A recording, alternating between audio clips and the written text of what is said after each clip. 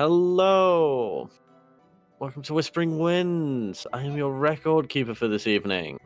Today we'll be doing Werewolf the Apocalypse, Worlds on Fire. I'm joined by three of my ever so wonderful Werewolf the Apocalypse players. Why don't you introduce yourselves, starting with our lovely little shark boy, Callie. Meow, my name's Kosar. Oh wait, shit. Yeah, it's Callie. I play a Russian shark man who's named Kosar. The lines are blurring together over there. I don't know who I am anymore. Alright. But yeah, that's my introduction. And then why don't we move on to Grant? Introduce yourself. Who you playing? Hello, I'm Grant. I play Gemma, the Corax, and the lovable Gemma. Very nice, very nice. And then the new kid on the block, ready to blow us all away, Alf. Introduce yourself. Where can we find you? I'm Alf. I stream sometimes. I'm going to be playing Lua today, and as much as the title may suggest it, we're not mages. The Oh? title says what? Mage the Ascension. Hey, Grant. Nah, you know what? I'll fix it. And I'm going to laugh at Kyo later for it. Are we all ready to laugh at the mother of monsters? She's going to make me pay for that one. Debit or credit? Debit or credit? Alright, continue on. Yeah, sorry, I'm trying to find where we... Because it's Babylon burning in a world on fire. Yeah, I will just quickly change the title and we'll get straight on started. Oh yeah. Yeah. I hope we're all ready for a wonderful adventure today. So it's painting? Okay, now read the info. There we go. Oh, she's done. There we go. There we go. Now we'll laugh him. So, we're not mages. We are, in fact, werewolves. And that's where we shall begin, shall we? Who wants to give me a recap of last session for an extra XP for yourself? Sure. My workplace was invaded by a bunch of people who can turn into animals. Weird day. Yeah, I know, it's crazy. And then they told me that I could be hunted since they were able to find me as well. And that I should at least follow them to gain some information of the world that I've become a part of. As I followed them and learned a lot more than I was expecting, I think we went up to a room where we were going to have a ritual of sorts. And that's where we ended last session. Mark, Mark 1 additional XP on your character for me, please, Al. Yippee! Great work. And let's pick up exactly where we left off. So, we join on our pack, making their way up towards one of the more middle floors of this rundown, slightly overgrown on the inside hotel that Merlin's war band calls home. You are being led by the man himself, taking the stairs up and up and up till he ends up taking you to... It's almost like it's weird. It's like a dance studio. So 3 of the walls are fully mirrored with a hardwood floor and what looks like at some point a generic tiled office ceiling. You know the ones I'm talking about, with the grids and the fluorescent lights. But out of every room in the building, this room in particular is the most overgrown. It is the edges of the mirrors seem to be completely wrapped in ivy at the top, with like moss growing around where floor meets mirror wall, and stretching around to most of the wall behind you as you enter as well. With it's bizarre to be like on what must be the third floor out of 6 and see grass on the floor, as well as it's like the ceiling itself is growing its own leaves and branches, like it was a network of trees forming a canopy over your head without a single tree like trunk in sight. Like a weird pocket of nature wrapped in mirrors in such a way that it almost seems to go on forever as you look left and right. This corridor of spiraling nature in this little pocket in the middle of Memphis, Tennessee. Merlin will speak up. So, while you've been away, things have gotten pretty bad.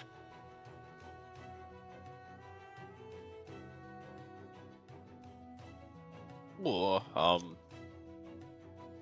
well, things could be better. That's putting it lightly. Lua, you've come at a very awkward time. I am very sorry about that. We wish we could have found you sooner. That's fine. A lot of very scary people have been running amok, and several of them blew up a stock investing building, I think, in the middle of Nashville. And there's some serious ripples being felt. And to be blunt, your pack's starting to fall behind. Okay, so what can we do then?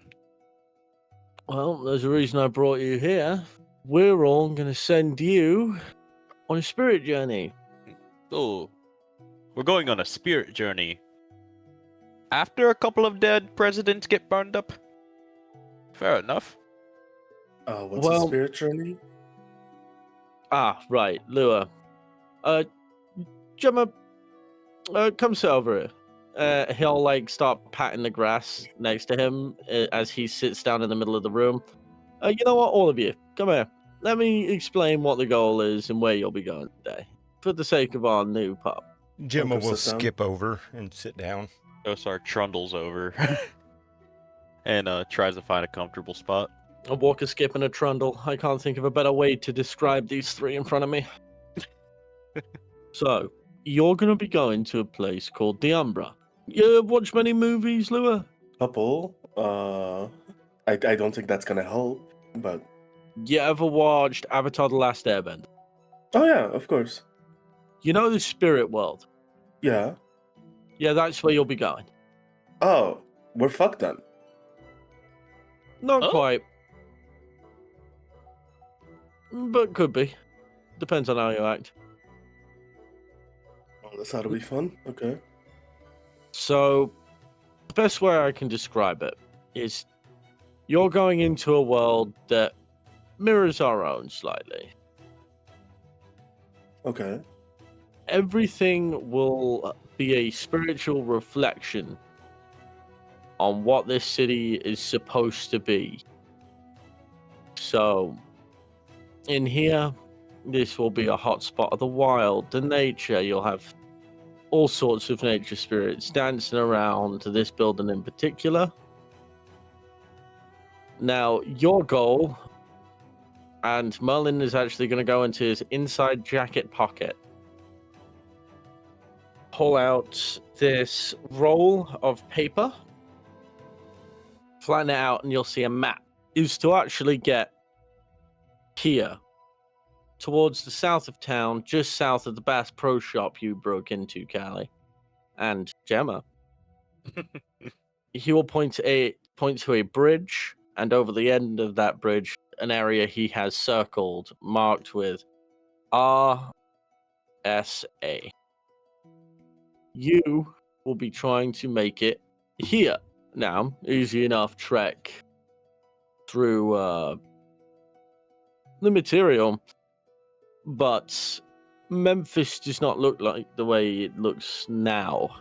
Last time people were there was large spider spirits maintaining all of the connections across the city. And like Webb, the Weaver, yeah. Okay. Lots of Weaver spirits. And there was a fair amount of corruption last time. Basically, the three of you will be making a pilgrimage in the hopes of acquiring the attention of some powerful spirits. Well, it sounds better than crossing the Atlantic. Well, for I think the other three of us in the room, that's pretty impossible. So if you've done that, I'm well impressed. Oh, I just traveled by plane at that point. No, that does make a lot more sense than swimming the distance. It's cheaper though whenever you swim. Burns a lot of calories though. But anyways, get to the other side of town, and is that the spot where we had that incident once? Kosar points at the map again. You've had a lot of incidents. No, fair enough. I want to push further. Which incident are you talking about? The incident where you broke into the giant glass pyramid, points at the Bass Pro Shop, or the place I sent you investigating where you went missing for a couple months, points at a different section, not the area he circled. Well, to clarify, it wasn't breaking and entering. It was more or less we were there peacefully, and we just wanted to purchase a boat. You purchased a boat without paying for it by picking it up, using your super strength to run it out of a revolving door, by the way, and then turned into a ridiculously giant shark in the car park. Well, we were putting in act the delayed barter system, if you ask me. You sank the boat. It was a bad boat. You know, I can be wrong every now and then. I believe. You know what? It was dealt with. So, you'll be making it here. You'll know you are on the right track. The roads from this place to that place will be littered with just enough wild spirits of the two connecting cairns to guide you there peacefully. If you get turned around, spots that are welcoming to werewolves are, he points at what looks like on the map to be a random building.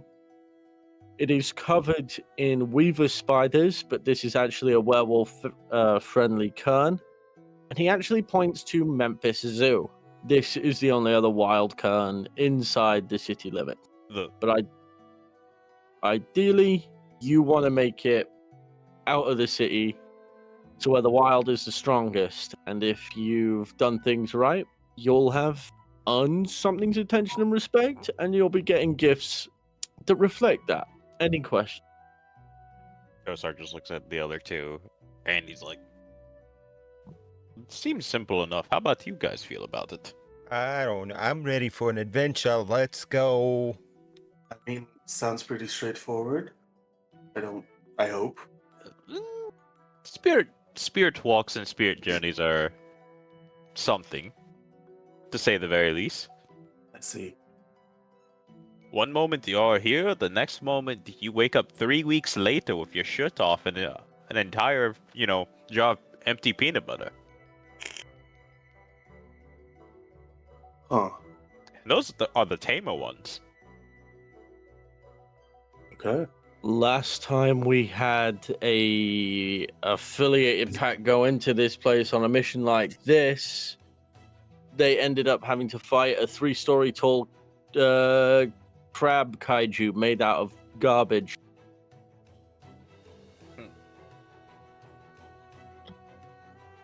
I would say, is it dead now?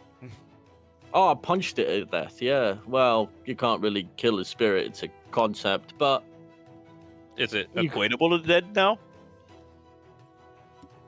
Subdued. A lot of the corruption that caused that has been somewhat quelled. You should stay away from any of the known vampire hotspots, though, and he'll basically run his finger along the northern harbor and the northern section of the city. Just as a big circle over the north. Kosar just tries to make notes of it, and he pulls out a really old fucking Nokia phone. And he's like, "Oh wait, this doesn't have a camera." And he'll go in his jacket and pull out like a Kodak. I'll tell you what. Crappy old Kodak picture. Arcade. Merlin will pull out like a red Sharpie and he'll circle the vampire areas and mark them bad. He'll circle the two other kerns he mentioned and write G for good, and he's already marked your destination. Now, I don't entirely know what the Umbra will be like. It's perceived differently by whoever's in there. You might have to fight for your life. You might just be going on the world's weirdest acid trip. It's entirely up to you. One question. Surely we won't have stuff like cars to take us to our destination, right? Absolutely not. No cars in the spirit world, unfortunately. You're going to be doing it all on foot. Can I fly?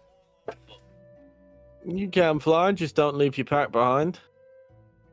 The best part about the spirit world is it really likes shifters like us. So if you want to move faster, you can do so in your animal form. I'm gonna look over to Kosar and be like, I don't know if that's a viable option. Nonsense. Can he go on land in that form? Didn't he say it hurts quite a bit when he transforms on land? Well, yeah, that's in the material because he needs to, swim. You're not going to be in the material. You're going to be in the Umbra. Spirits drift and float the whole time. You just might have a hard time going up. It'll be very I see. much forward for him. Kosar slaps his watermelon-sized bicep, and he's just like, "I'll just muscle it through." Very fair indeed. So, I'm going to have a spiritualist come in through, and you'll get ready to step sideways in no time. But first, Merlin gets out this. It's weird. He's a skinny but relatively well built,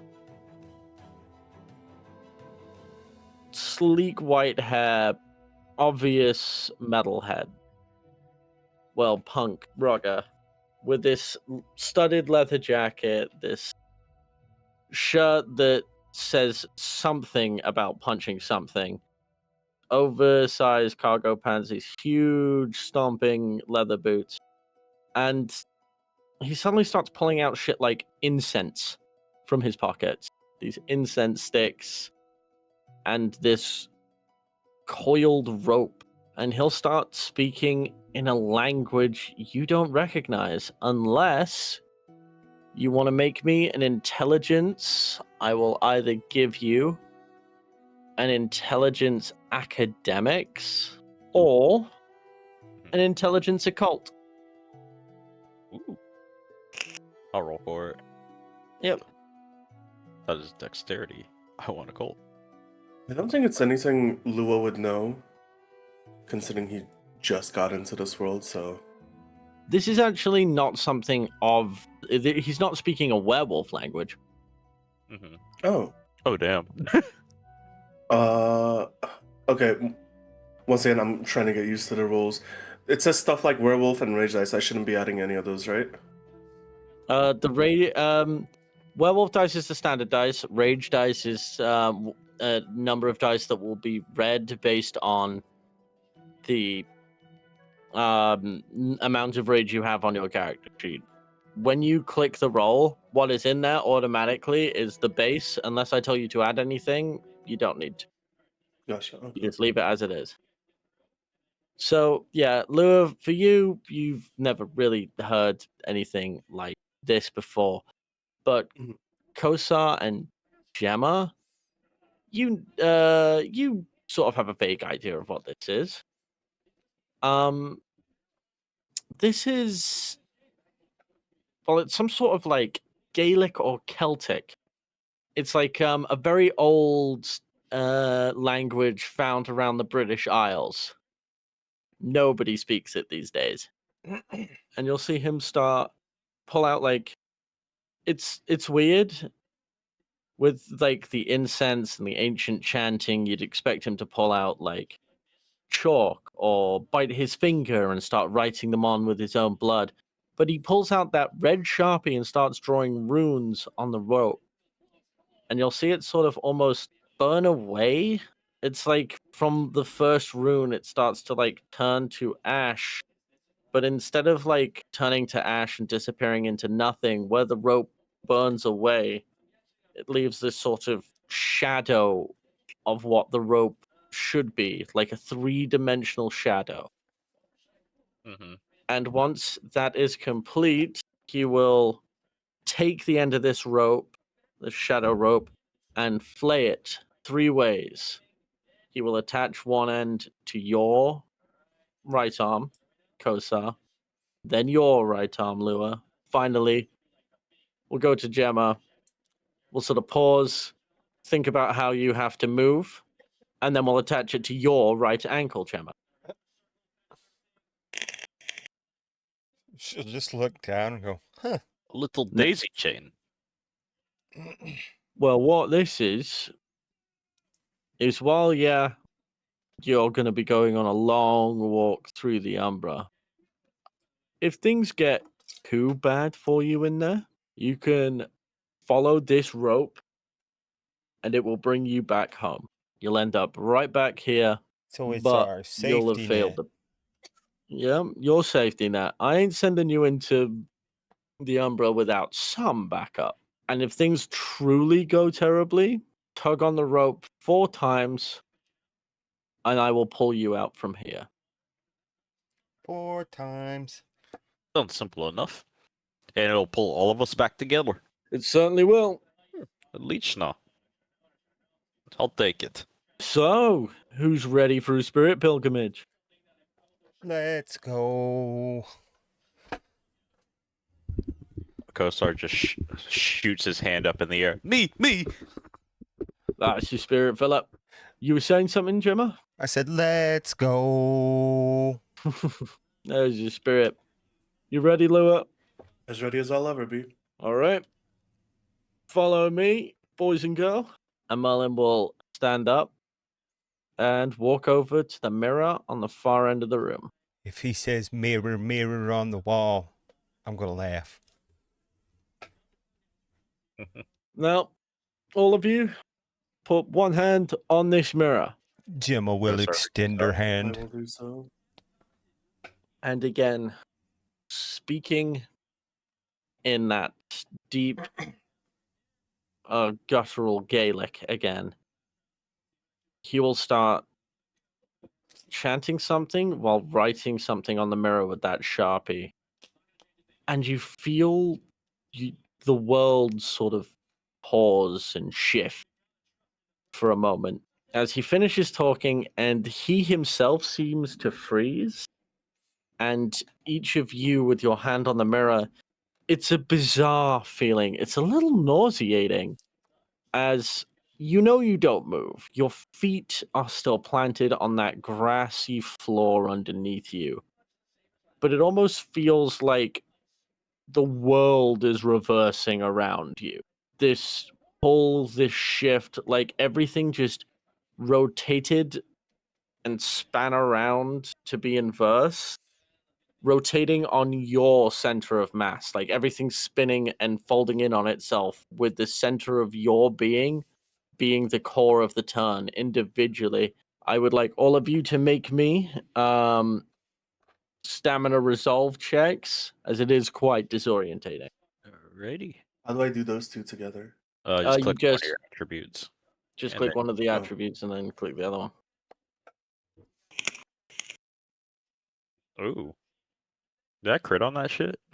That is a possible brutal outcome. And then on the opposite end, Lua, as our fresh-faced werewolf, absolutely tanking it like a champ.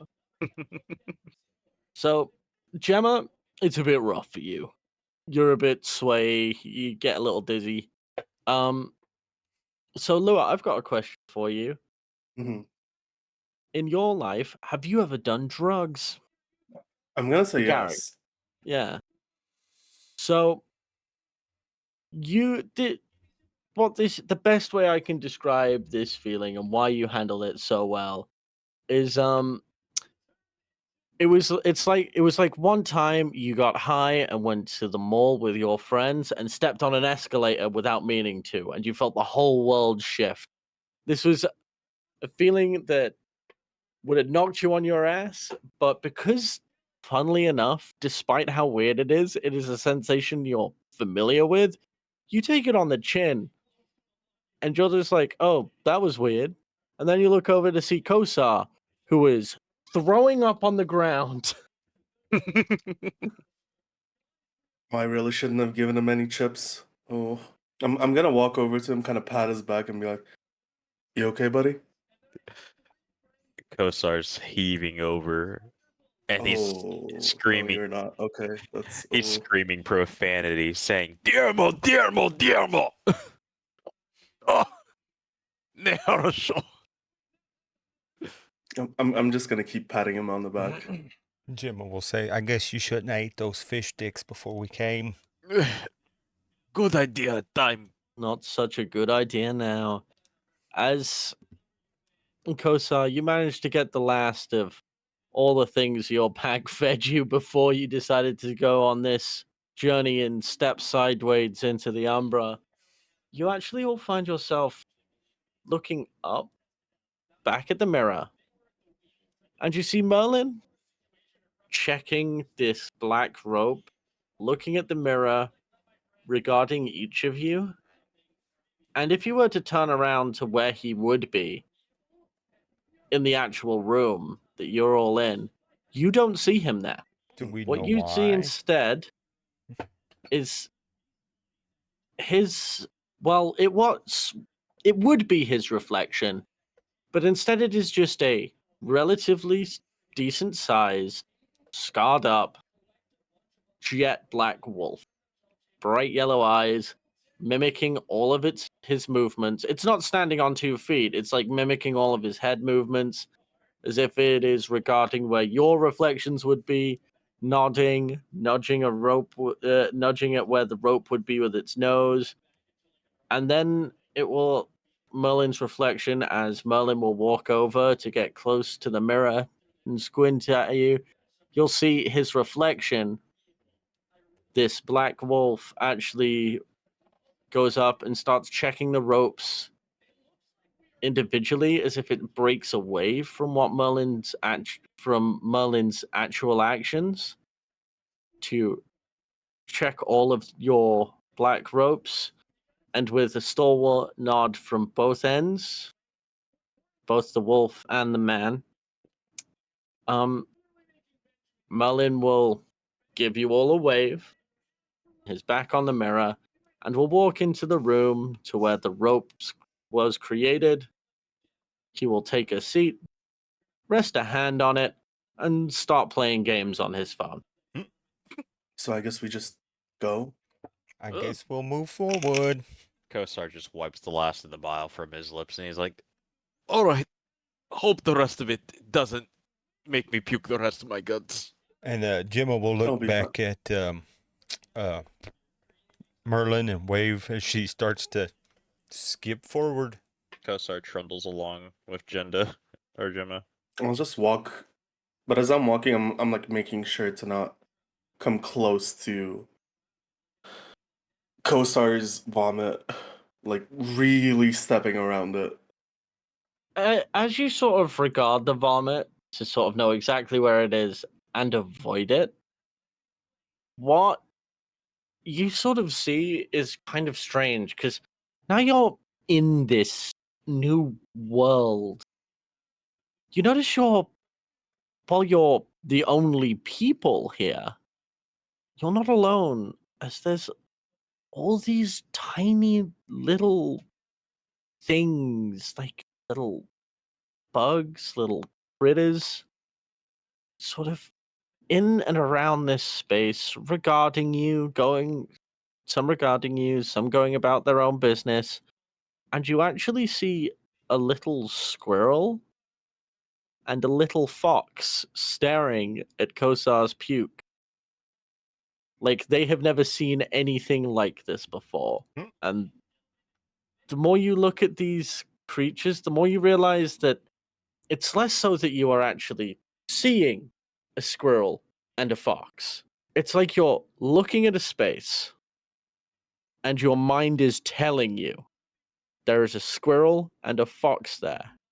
And it is so sure of that fact that it is painting that image in your brain rather than your eyes are seeing it. Hmm. In fact, as you look around, all of you, it's not like you can truly see this place. It's like your eyes are seeing what it's supposed it should see. The room as you left it. But your brain is having to fill in gaps. It's like an incomplete painting at times, and your brain is filling in the gaps to make that complete image with these strokes of tiny creatures and critters drifting through, running through the grass. Some small insect-like creatures maintaining and tapping, looking for weaknesses in the sheer glass mirrors. And you can even hear things moving in those tiny little tree branches that completely coat the ceiling. This place feels incredibly alive, like you've just stepped into a fully realized forest. Lua's gonna kind of hasten his steps as he goes. Hey, friends, don't leave me behind, please. As he's trying to catch up to Kosar and Gemma. Oh, come back. Sorry, Chelsea was talking to me. So, Waves him over. so I take it the three of you are moving on out of this room? Yep. Yes. Except Gemma will say, "Oh, I forgot," and then she will shift into her regular bird form. Very right. We should at least move along a little bit faster. And Kosar is also going to try to turn into his little shark What kind of shark is Kosar? Mako.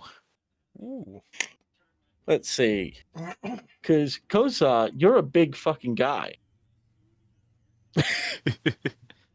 All right. Do the lupus dice. Lupus don't need dice. Okay. So just click on. Yeah, just click on Lupus. All right. So, Kosar and Gemma. In fact, we'll start with Gemma. Because, Lua, this is a bit weird for you to see. Again, you knew that you could turn into a wolf. Like, you'd done it once and you've been avoiding it ever since. These two that you're with proceed to not only turn into a strange little raven, this corvid animal, a little bit smaller than average, but then you see Kosar turn into this 12-foot long, 1,300-pound shark that instead of falling limply to the ground and starts to sort of flap as you'd expect, is sort of drifting effortlessly through the air as if it was navigating its way through a gentle current. Osar kind of gurgles and he's like, I should have folded my clothes in between that gurgle. Oh yeah, I forgot. Yeah. The clothes, all of their clothes have been left discarded where they stood. Kosar asked in shark speak, "Hey, can you fold my pants in my really big coat that I like?" Lua, this is really jarring to you. And the shark turned to regard you. This, again, it's a bit surreal seeing sharks in real life. You know, even at the aquarium, but like there's still a degree of disconnection because you know that there's that glass there, there's that wall in front of you. But this 12-foot long shark regards you, and then you can actually hear it speaking in your mind. Oh, I can understand it. You can understand him. I'm just gonna pick up all of Kosar's clothes and just be like, okay, let's be on our way. And Gemma will fly down and land on your shoulder. She says, "Don't forget mine." Oh, right. Lua's also gonna pick up Gemma's clothes. With a fistful of werewolf laundry. Are you staying in your human form? I'm staying human form. Kosar just gurgles again, and he's like, "Get on my back, little one. We will go on a wondrous adventure." Gemma will fly up and land on your dorsal fin. Oh! Lua's gonna look at you, like really contemplate how his life decisions have led up to this point. And he's gonna go, I think I'd rather run on foot. Think of it like the never-ending story. Mm. I don't know what that is. Anyway. Somehow that is the saddest thing Lua has ever said to me. Yeah, I was just like, damn, I didn't want to say. I think that might be the saddest fact we know about Lua. He has no idea what the never-ending story is. So Yeah, Lua will be running on foot behind Kosar, trying to keep up. Kosar, how fast are you moving here? Are you going at quite a leisurely pace? Uno momento. You're waiting, Oh, bated dear. breath. Oh dear. I'm Oh. going. God, I can do math. I think. I'm going quarter speed right now, so about like 11.5 miles per hour. Fuck. Yeah, Lua, what I'm gonna need is I'm gonna need a stamina athletics to keep pace with them in your Hamid form. Jesus Christ, that's 17 kilometers per hour. Okay. Yeah. Sharks move quickly. Yeah, I realized. You said stamina, what? Athletics. So athletics, then stamina. Ah, lovely. I got a question too, Glitch. Actually, Yeah. isn't in theory can the Umbra produce like currents, since it's just kind of like a liminal space? At the moment, this place is surprisingly still. There is no additional current. Okay. Now, Lua, Yes. you come across many issues because, much like the building, the elevated doors are sealed shut as you make your way out into what would be the hallway and find yourself having to go through the stairs. It is kind of awe-inspiring, as this place is sort of like a little overgrown and a little disheveled in like the world you know, but here it feels like a building made of forest. The more you explore, the more little creatures and critters are dancing around this place. There is so many little dancing lights, small rodents, the odd, like, small animal, predator, kind of like a fox, a cat. You see a rabbit hopping by. Nothing too large, as it feels like, again, you're walking through it's got the layout of the building you were just in, but it feels like it's been almost shaped and grown to be this shape. And then you sort of turn around to see how the other two are dealing with this. You see they're already at the end of the corridor and starting to go down the stairs, and you have to fully sprint, and it's going to be quite tricky for you to keep pace. Lua will do his best, the best he can. Since this Now, is a spirit realm, does like normal things like normal gravity affect us? Oh shit, that is a good question.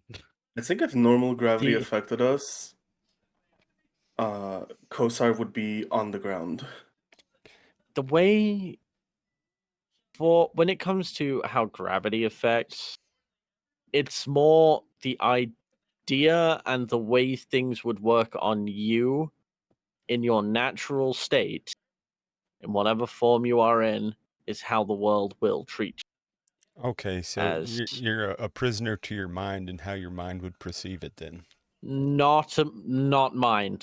It's not your mind. It's a prison of nature and the way things should be. You're But being But like I couldn't like fly down and pick Lua up and have him fly with us. no, you are far too small. That's why I asked. It's not a question on gravity. It's a question of reality. Like Kosar probably could, because if he was moving through water, he could carry Lua, because that's the natural state of what he is right now, a shark. But you as a bird trying to carry a person through the air at the size you are when you're in a bird, that's not happening. Okay, that makes sense.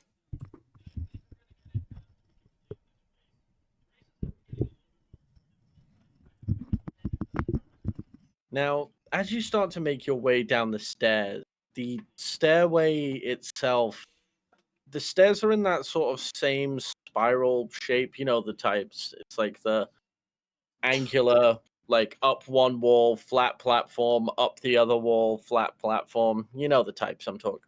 The typical fire escape kind of style. stairs of But lightnings. Yeah. yeah, but instead of it being quite so straight, it's a full-on like spiral staircase that seems to navigate up a hollow tree trunk. Lua, this will be the easiest part for you to keep up with them, if you so wish, as it's less so a staircase and more a spiral ramp, and you could quite easily slide down it. However, at that point, it becomes a case of controlling your slide down. Let's try to run down it at first. See how I'm much I gonna can keep up. I'm gonna need a dexterity athletics difficulty 4. Running down Let's a go. ramp is, especially a spiral one, it's tricky. I have biffed it so many times. Not me though. Oh shit. So, so let's focus on Kosar, and you're sort of enjoying cozy environment. Ah, squirrel. Wow, is that a jellyfish? Oh, little rabbit. Lua tumbling past at 20 miles an hour. The world is right.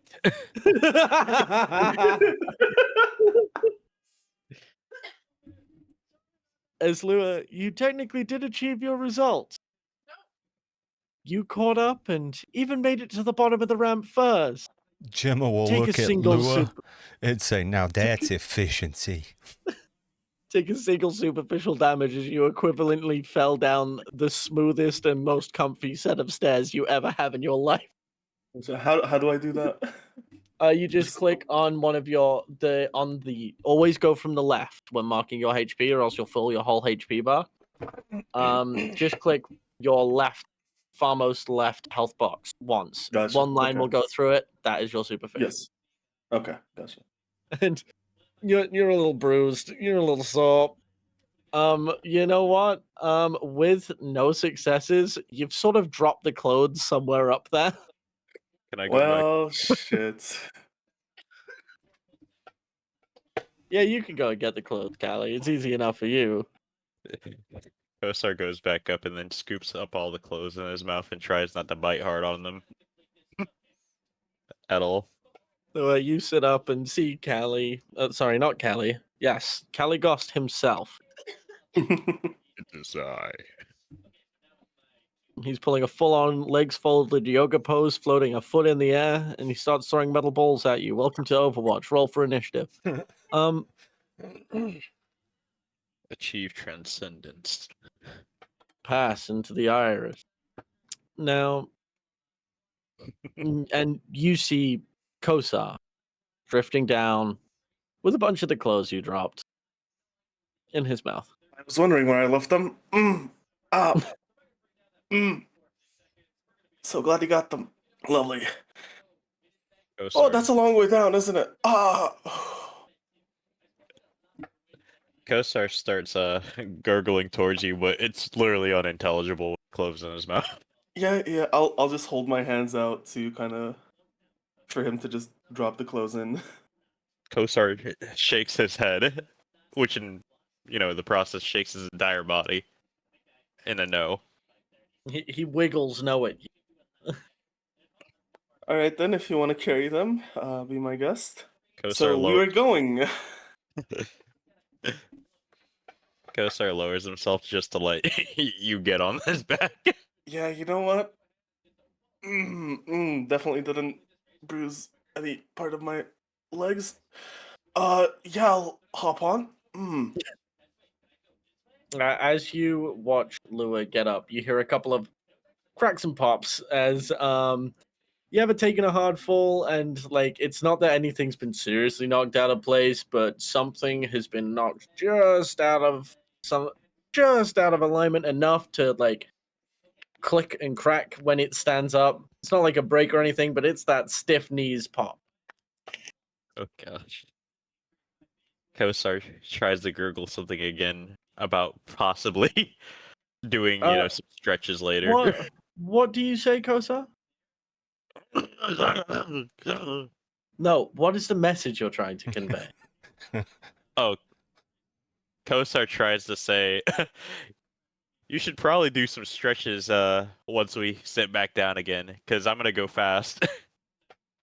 Now, Alf, Lua, sweet, recently fallen down the stairs, Lua. Yes. What am I rolling? You don't have to roll shit. You heard that. Oh, lovely. Oh, I heard it. Okay. He had clothes in his mouth and everything. But Kosar is talking to you as if it was easy as breathing. Is that the right term when he's a shark? You don't know. I don't think I've stretched since high school, and physical education was a mandatory class. But okay, we'll try. Sure. Are you gonna do some stretches now? No, God, no. Kosar's going to go max speed as soon as we start swimming again. All right. Are you doing a slow build up, or are you going for that shark dart? We'll go to Finding Nemo and Shark Dart. All right, Lua. Yes. Guess what I'm about to ask you for? Dexterity athletics. Strength athletics. So close. Oh. You're really picking up this system fast, though. Oh, this is not gonna be nice. Okay. You got this. Hey, Oh, can I lose dice? You can't lose dice unless you max out your health tracker. Then any physical check you make with stamina, dexterity, and strength would lose 2 dice. But you shouldn't have taken that much damage from falling down the stairs. Okay. You should have more than 1 hit. Oh my god. Oh. I think I lost dice. Anyway. So, wow. Kosa, Oh dear. this tiny little twink of a werewolf doesn't weigh a thing. He needs protein, pre-workout, he needs a bulk season. And then you sort of like on one of your like darts, you sort of regard your head back and you see him sort of lying on the ground, starfished out, face down. As you went a little bit too fast for him straight off the gate. And Lua, you immediately lost your footing and fell straight to the ground. Amazing. This place is Oh. not being kind to you, my friend. I'm gonna get up and go. You know, maybe I just walk. Maybe we'll meet each other at the destination. Kosar, Gemma, Yes. I need you both to make me an intelligence occult difficulty 2. Okay. He is a new wolf. You two are not new Farah. Wait. Confirm and roll. Oh damn! Owies. Kosar, that was a little funny. That was kind of funny. You do a little shark laugh, and you actually lose a rage. I'll take it. That was kind of funny, and you do laugh at the little guy just a little bit. Just not great. Gemma, this tiny, while you're regarding what the boys are doing on your bird form on the dorsal fin of Kosa, something brushes by and tickles your, and you sneeze, Oh. and that other you immediately realizes that would be a terrible idea. You should not leave this new wolf alone in the Umbra. That is so dumb. Please do not do that. Oh God, that's bad. That Oh. is so dangerous. Okay, so I sneeze, so I'll turn around and say, we need to go back and get him right now. We don't need to leave the young one by himself. Oh, no harm intended. I will head back right now. I'll go half speed this time. Lua, your animal friends, you little druid, have returned to you. And Gemma will fly down and land on Lua's shoulder and say, are you okay? I'm fine. This just feels like a very weird Disney parody. Anyway, Lua's gonna dust himself off and start walking. Kosar just tries to put his fin right in front of Lua and be like, I'll go slower this time, I promise. Yeah, I believe you, but no. Okay. So to stay as a group, in a rather grim sense, Callie, you're gonna have to circle Lua with the speed you sort of have to go. Cue the Jaws music. Dun, dun.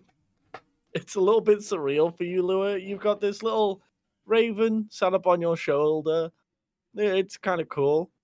That's starting to feel like a wizened old wizard. But you're also being circled by a shark, which occasionally, when you forget he's there and he completes a circuit in front of your gaze, does fill you with a minor sense of dread. hmm But you know, it's just big friendly Kosar. He wouldn't eat you. Probably. Kosar does have an empty stomach now. But Kosar doesn't eat friends. Because friends aren't food. Lure his friend, not food. Lua's kind of gonna talk to himself at this point because he knows the others can understand him, but also it feels weird talking to animals. So he's just gonna go, Lua, the newest Disney princess with a shark circling him. Amazing. Just amazing. As he'll continue walking forward. Makes you think about a new song you can write about societal pressures and looming depression. And potential shark attacks. Mm-hmm. Kosar, You're about to kill it at the coffee shop, dude. Kosar's playing, singing a little song to himself while he's circling Lua, and it sounds like a Bon Jovi song, but with very Russian connotations to it. After a minute, you kind of figure out it's my life, but he's singing it all in Russian. Mm. Listening to the Russian dub of It's My Life while being circled by a shark is just... There are so many metaphors that could be said in this moment, but I think just the reality of it is damning enough. Mm-hmm. Now, you make your way through the ground floor, the first floor. We're in America, so the first floor. And you find yourselves in the lobby. This sanctuary of nature coming to an end is a grown wooden archway where the standard double glass doors would be to enter the building. All of the chairs, the desk where if this was a functioning hotel, people would go to order their rooms or make, I'm sure, totally valid complaints. Thank you, Karen. The little bar over on the side, but it all seems to be made out of earth, rock, wood, and stone, covered in a soft layer of springy moss. Now, what greets you as you get to the doorway can bring you all to a stop. As Merlin said, this is a sanctuary of nature, sanctuary of this wild he spoke of, this realm of chaos and life and nature. And as you look out into Memphis proper, it looks nothing like that outside. These towering pillars of faceless concrete, wrapped with these impossibly large spider webs, this permeating stench of rot, broiling beneath this cracked, in some places bubbling despite being solid asphalt, with these colossal spirit spiders moving from building to building, maintaining these strands of technicolor web, with these strange eyes opening up in the asphalt regarding you, and just as quickly as they opened, blinking away into this sickening black crag. You see the image of vehicles, vans, cars, trucks trundling away, but instead of them being these big machines of iron, steel, it's this amalgamation of 100 things bound together in a spider's web, willing itself forward in an anguished cry of fluttering suffering, leaving a trail of rot in its wake. The big city's a little scary. Korsar gurgles. How much money do you guys think I could make if I just wrote a book instead of writing songs? I feel like this would make for a good book. Good picture book, maybe. You have a camera on you right now? Can I check to see if I have my smartphone on me? You have your smartphone on you. Does this count? I'm gonna say as I bring out my phone. As you bring out your phone, sort of wave it in front of the shark friend. I keep having to remind myself that Kosar is in fact a shark today. You actually see one of these strands of Technicolor web coming from the top of your phone, leading up. It sort of disappears after a few feet, but you are able to sort of, if you really focus, follow the strand into this large connecting web with one of these. And when I say colossal spiders, these things have a leg span big enough to cross streets from rooftop to rooftop effortlessly. These things are enormous. The streetlights have much smaller insects running up and down them, but there's so many.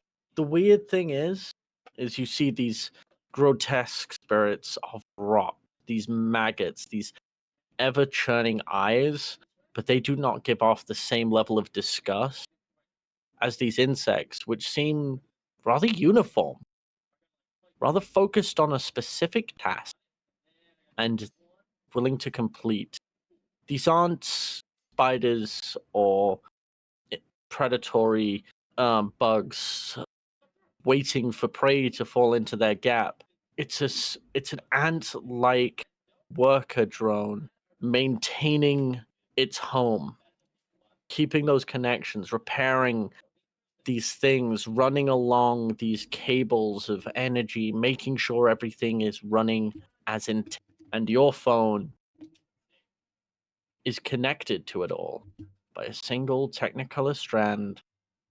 And for a moment, looking at its screen, if you turn it on, you would swear you would see ants moving underneath the light.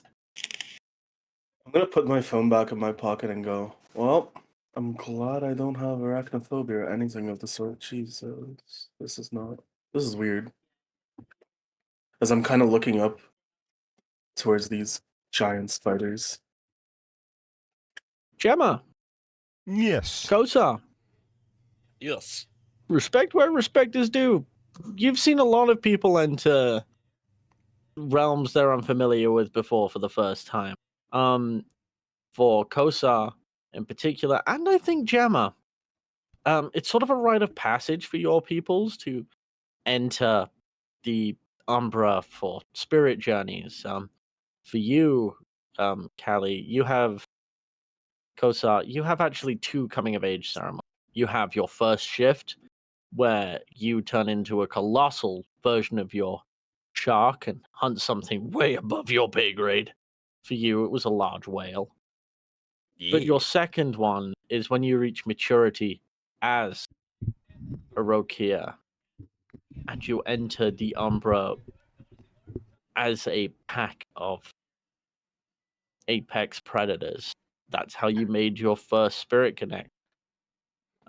For you, Gemma, now that you're your more stable self,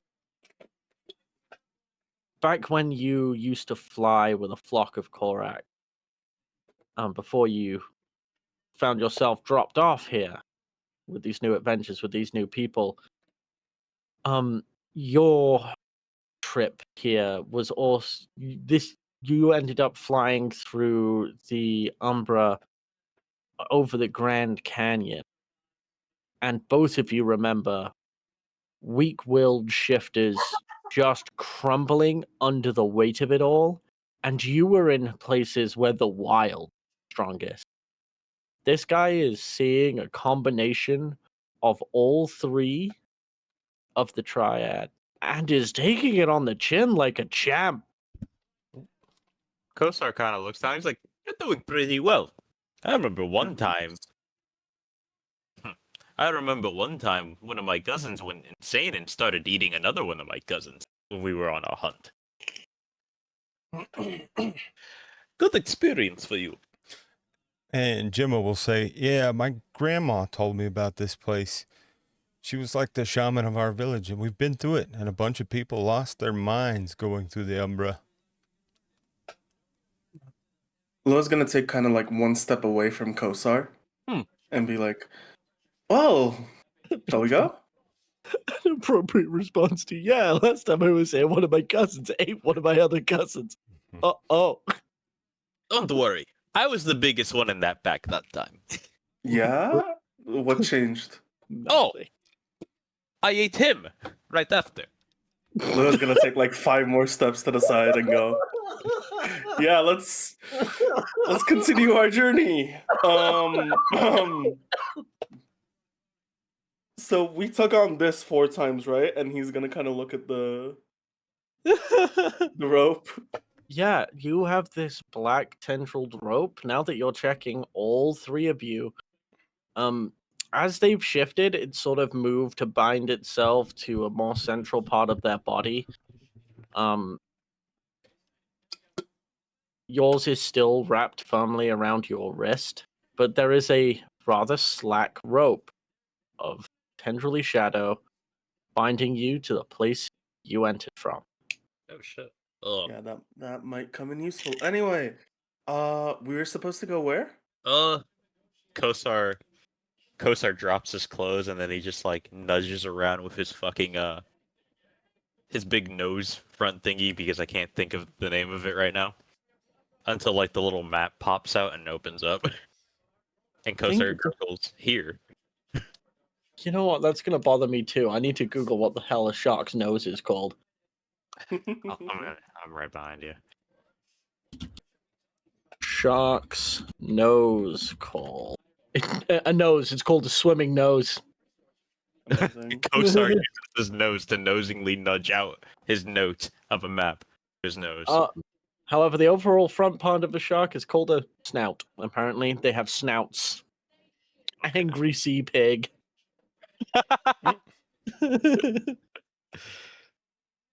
That's very fitting. So we're supposed to go past this Bass Pro Shop, right? The one at the pyramid, I believe. Yeah. Merlin said. For the record, Merlin's Khan is located towards the center of Memphis City. So you're gonna have to basically navigate to the. You're gonna have to navigate west by southwest. West by southwest. Okay. Could I fly up real high and see what the best direction and clearest route would be, I guess? Do you remember what I said was above you? Spiders? Never mind. A lot of webbing too. Wise choice, Grant. Wise choice. Yeah, we don't know if they're friendly spiders or not. They don't really look friendly or unfriendly. I don't think we want to test it. Gemma, Yes. you are protector. I shall call you protect at the moment. Got that stability, that focus you're normally lacking in your head. You just hear, I mean, we could fly up really high and then maybe figure out where we can go. That sounds like a good idea to me. And then you look up and immediately see the spider webs, and you're free to reply to yourself. She As will in this just place, go you ahead. can talk to you. Oh. She'll say, well, that's great. Now I have that in my head all day. And now, no, we're not flying into the giant spiders. That's a bad idea. They look like they're friend-shaped. They look friend-shaped, but they are bad-shaped as well. They have teeth or fangs, really. And Nobody's bad-shaped. however, that Maybe might be Leatherhead. true. He was bad-shaped. We need to stay the course and not tempt the spiders to bite us. Do you think we could fish Kosar? I'm sure he would not like us to fish him. He might help us fish later if you ask him. I'll have to ask him. And I imagine that the others wouldn't be able to hear other Gemma. No, they could not. I was gonna say, can I hear the Gemma on this side? You know, yeah, replying. yeah, you can hear that. So Gemma's on my shoulder, right? Yeah, you can hear this bird talking to itself. Kosar's just pathetically trying to fold the clothes of his snout off like a couple feet away in the map. Like Lou's flipping it with his just gonna flippers. Lou's just gonna say to himself, "This is your new normal. This is your new normal. Get used to it. Get used to it." Lua literally stood out watching over like spirit world hell while a raven argues with itself on his shoulder and a huge shark tries folding laundry behind him. Who just explained he ate his cousin that ate his cousin. That's like a cannibalism sandwich. Like Also, is that the Glitch. equivalent of cannibalism to ducking? I realized I have this small little ability. I wish I could show it. I don't know how to. Oh, do I press this? There we go. Okay, at fate. So do I still take the fall damage? You would not take the fall damage. What would have Uh-huh. happened? And because of that, you probably. You know what? We're going to flavor this, right? Okay. You've been able to keep your balance pretty well Mhm. in your life ever since your shift. You've sort of. It's been like unnaturally easy for you. You just thought it was because you were technically like a superhero kind of vibes. Like you went all Teen Wolf. You're a little bit better than the average man. But you sort of like, for a second, while you're like looking at Gemma, like argue with herself, and you look over to Kosar, see this orange transparent cat regarding you, and it sort of just sinks into your shoulder. And you can feel that gift truly awaken, you wouldn't have taken the damage in hindsight. You would have been able to have caught. You know what? Actually, you did fall down like 6 stories Yes. of Yes. stairs. So I think Yep. we've already been very kind with the one superficial, Oh, so we're going to definitely, keep that definitely. there. But you're sort of looking at Kosar now, and if you think about it, you could probably balance on him better if you weren't trying to grip on and brute strength your way through it. Mm.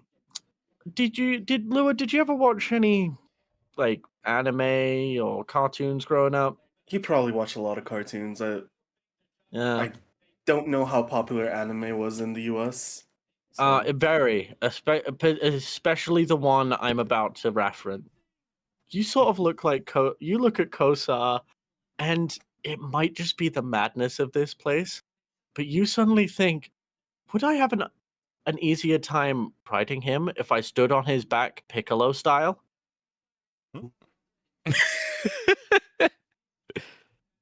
If I'm on his back, he can't eat me. Well, it'll be harder for him to eat me. You'll at least get a warning. True. I'm gonna walk towards Kosar and be like, "Hey, can we try that again?" Tell you what, as Kosar's still trying to fold the clothes. I'm just gonna stand on Kosar. Well, excuse me, you should have asked I- first. I think it's gonna be easier this way. Now, how are Kosar. you? How are you posing yourself on Kosar to ride him? Sorry, Kind of just standing on him. Kosar. This motherfucker just got on your back and started aura farming. Can I do a dice roll to see if I can fold these clothes?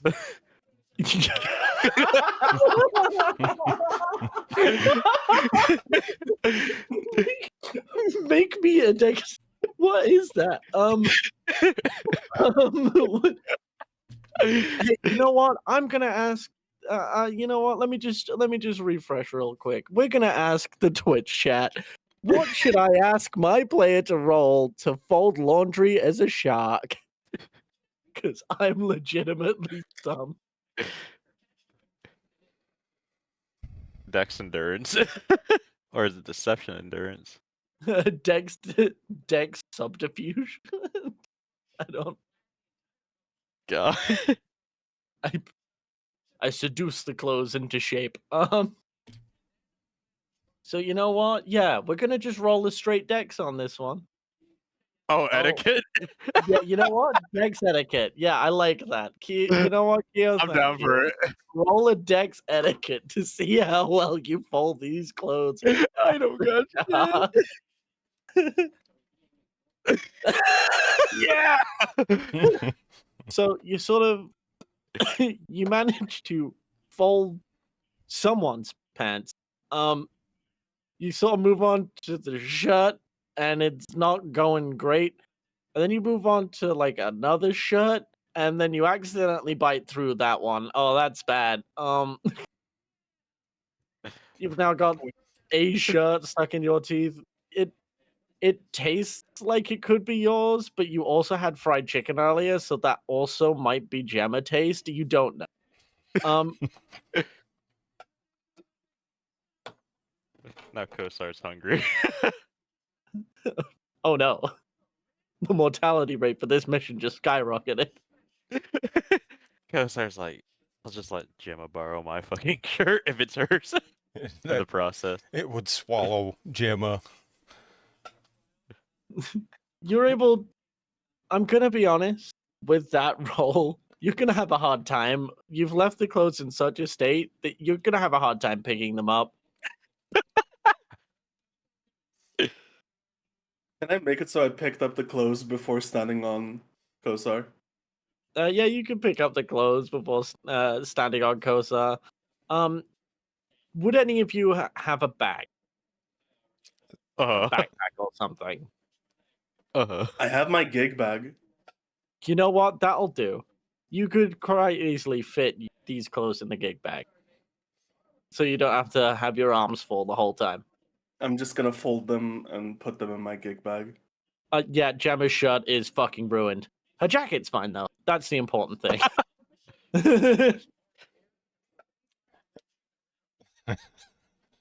Kosar's Can I like, can I leave the ruined shirt behind Yes. just so it doesn't take up place? Yeah, you certainly can. Gemma, you see your shirt just drift drift to the ground, shredded, ruined. She'll look over at Kosar, and you've never seen a bird face palm before, but you did today. Just her little Kosar's, wings stretch out in front of her face and face palm. Kosar's like, I'll let you borrow my shirt. You see that damn shirt? That shit got like more than 3 X's on the extra large thing. She'll look and say, "It's a good thing I brought a belt. It'll make a great dress." I keep forgetting, this motherfucker buys his shirts from Giacomo. Buy them. I steal 'em half the time. You see them damn prices nowadays? Fair. Fair. So with this aura farming or what did my accent do there? That wasn't even like a character accent. That was just me. I'm being corrupted. You've turned me American. What have you done? I'm so sorry. I'm so sorry for your man. loss. I'm so sorry. Here's a cheeseburger. God, don't say burger at me. I'm gonna cry. So you with this aura farming musician and his shoulder raven stood on the back of this 13-foot long mako shark are Seems able like- to move forward. This is the world's weirdest Aladdin scene. I'm gonna just post a meme in the fucking little session. As Kosar's fine, can I just sing to myself? I can show you the world. I'm just gonna sing that to myself. Shining, shimmering shark skin. It just feels like it would be a scene out of Brutal Legend. It really does feel like a scene out of Brutal Legend. So, you in the absence of a car, have decided to all mount the shark. Now, you have to now navigate the city street while it is this faceless series of concrete pillars wrapped in spider webs with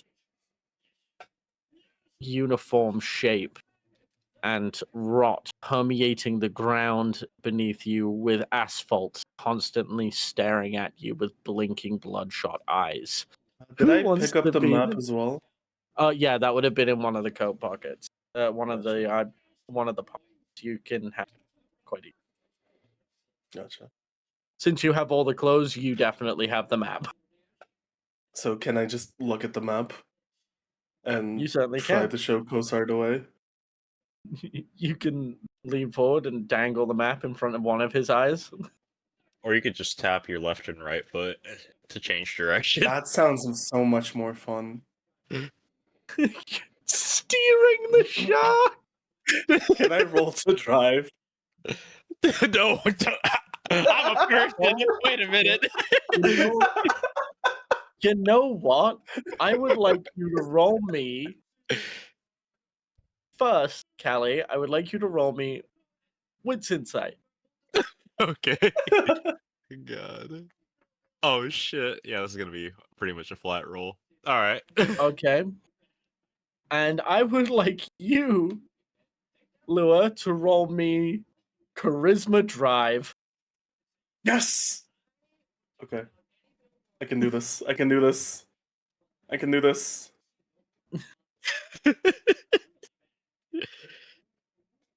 I will allow this. And Yes! it takes you a minute when Kosa wordlessly Lewis starts tapping his left foot. You're like, what is he like jamming out? And then you turn left and the foot stops tapping, and then it takes you a second, you go, this motherfucker's trying to steer me. Am I getting Pavloved right now? And just as we've now established, you can steer the shark. your fully sentient pack mate. You've learned how to steer him. We'll take a couple minutes break here for a while. Don't go Amazing. nowhere, as once we return, we will be plunging deep into the depths of the Umbra. Welcome back. So, where we left off, our party with this rather jovial music as they plunge right into hell.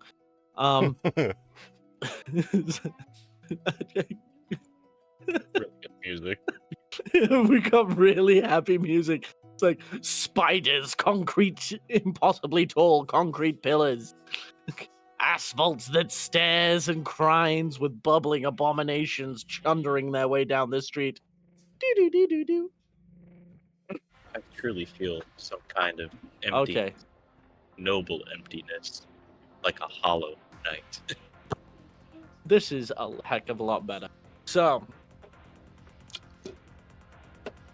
my wonderful Farrafuck heads, it is time to venture forth into the Umbra. Now, Alf, Yes, you said you have the map, right? I have the map. Yes. And now, I will let you choose any combination of these two attributes and these two skills, right? Okay.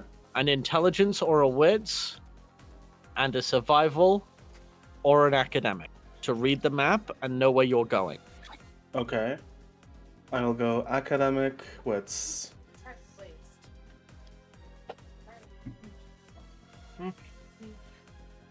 So, riding on the back of Kosar the Shark, Gemma the Raven perched upon your shoulder, a bag full of their clothes, and a map in hand, you start guiding Kosar through the streets. Now, so far, as you make your way out into, it was quite a nice, relaxing warmth of the Kern. You move out and it becomes almost like it's kind of a gross feeling, the temperature here, as the higher up your body, the more of it's not like a frigid, like Arctic cold. It's like a sanitized cold. Like, you know how, like, it's Sterile. never really, like, a sterile, that's the one. A sterile cold. Like when you walk into like a laboratory or a hospital and it's always cold. Like that, like walking into a hospital in the winter, just that biting, but nowhere near cold enough to be lethal chill. Whereas the lower to the ground you get, it becomes this bubbling, sickly heat, making this gradient of unpleasantness, where roughly around your centers on each of you, there's a comfortable middle balance where it almost seems to be hitting your center, the center of your spirit, and something is keeping this nice, cozy balance as this cold seems to fight the bubbling, stifling heat from below. Does it And as feel you- like? Sorry, as you were saying. Does it feel like a skillet almost? Have you ever been to like a landfill in the summer? Yep. Okay. You know that heat that shit gives off? Yeah. That it's like a landfill warm. Like you don't want to touch it because it will probably there's a non-zero chance it burns you. And it's just that sickly heat. Like for all those at home who have like consoles and PCs, if you don't, what are you watching us on? Like sticking your hand next to your extractor fan and feeling the heat come off of that machine. That stifling, stuffy heat of something unnatural. Okay. All right. So you're not cooking. yet. Now, with the two and this sort of shift in temperature, you believe you're going the right-ish direction until you come to a certain fork and realize you're not exactly taking the optimal route anymore, as you find yourself getting lost in the order of these unmarked streets. There are no signs here. Like, where signs would be, you see... It's like the signs are there, you can see the metal shape of a sign, but nothing is printed on it. It's like it's been scratched away, or the spirit doesn't quite understand. The spirits that have put these things here to mirror the real world don't understand the purpose of these. Gotcha. Can I? I'm gonna kind of walk forward a little bit on Kosar and go, "Hey, Kosar, you might want to slow down a bit. I don't know if we're going the right way anymore." Kosar just slows down a tiny bit to almost a stop. Yeah. I'm gonna kind of have the map open in front of like everyone, the best I can, to kind of show it to Kosar as well, and be like, "I thought we were following this road, but we're at a fork in the road, and that's not where we should be." Does anyone have any advice? Does anyone know where we are? Is there still spiders above us where we're at? Do you look up? Yeah. There is one. Is it a big one? Huge. Oh. Colossal. Again, for those who don't know, Memphis as a city, it didn't really build up, it built out. It's not a very tall city, it's more of a wide city. These concrete pillars are disproportionately tall. Like, somebody described what a... It's like somebody described that there were multi-stack buildings, but the person who understood what was told what a multi-stack was only shown a picture of New York. It is needlessly towering, almost as if it's designed to support these webs. And as you look up, Gemma, to see if there is a spider above you, there is, covering a huge portion of this wall. If you were to hazard a guess, I would say a good 20 feet in diameter, if its legs were fully forming a proper circle when stood. Spider with a fat bulbous body, a large abdomen, and many piercing blue, electric blue eyes. And once you're this close to it, because it is only about maybe 15 feet above you, you actually notice they're not like spiders as you would see them, these round creatures. Everything about them is angular. Like somebody designed a spider to look like a stealth bomber. Like it was rendered on a PlayStation 2. Like it's angular. It's like you can count the polygons and the edges on things that shouldn't have edges. And this thing is looking right at the three of you.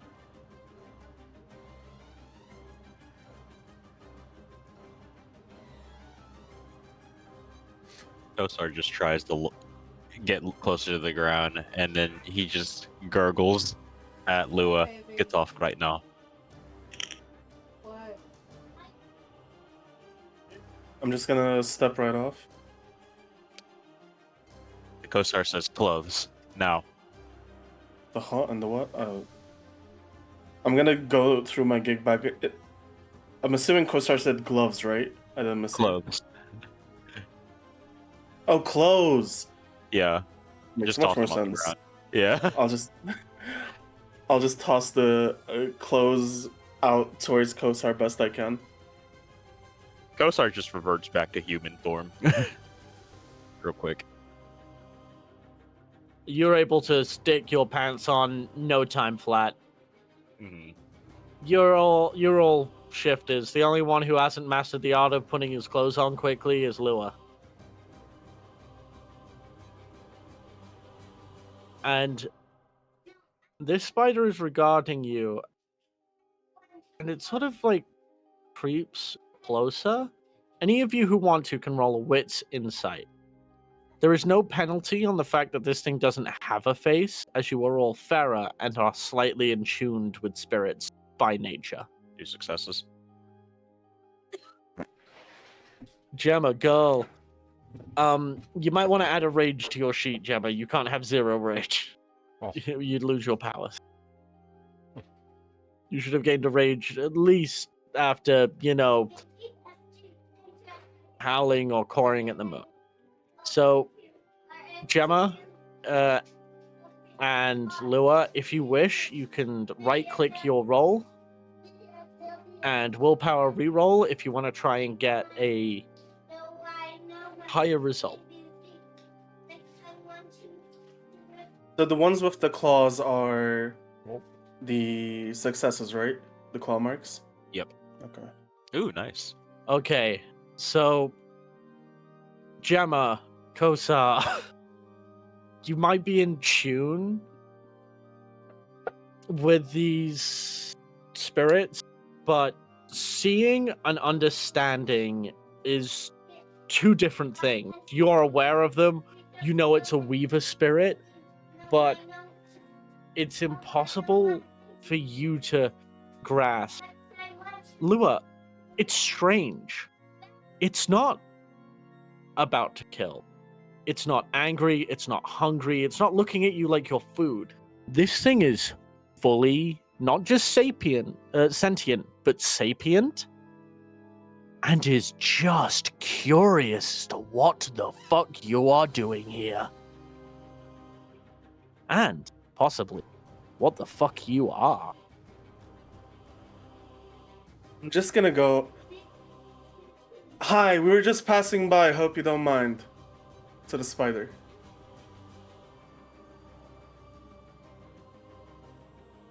What are you?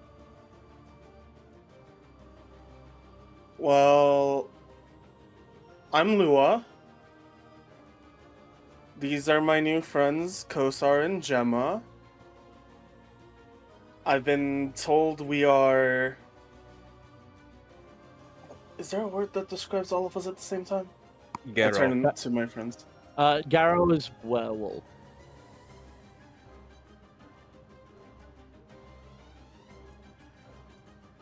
Jimmo will just wave with one wing.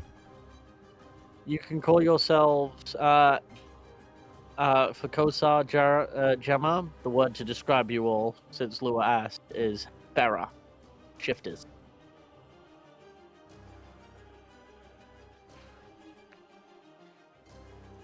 Oh, so Jimmo will lean over and say, "We're Farah shifters."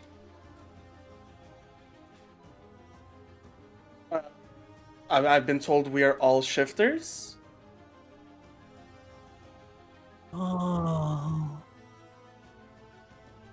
I see. And this spider, it's not an aggressive approach. Probably doesn't make it any less terrifying, but it is starting to slowly draw closer. So, you don't mind if we just pass on by, right? What are you doing here? Lovely. Well, we kinda have to get to... Hey, Kosar, where do we have to go? Don't show them the map. No, I'm not gonna show them the map. Where do we have to go? We're only passing by. What he said. Oh, only passing by. Pass by means to go? Where are you going?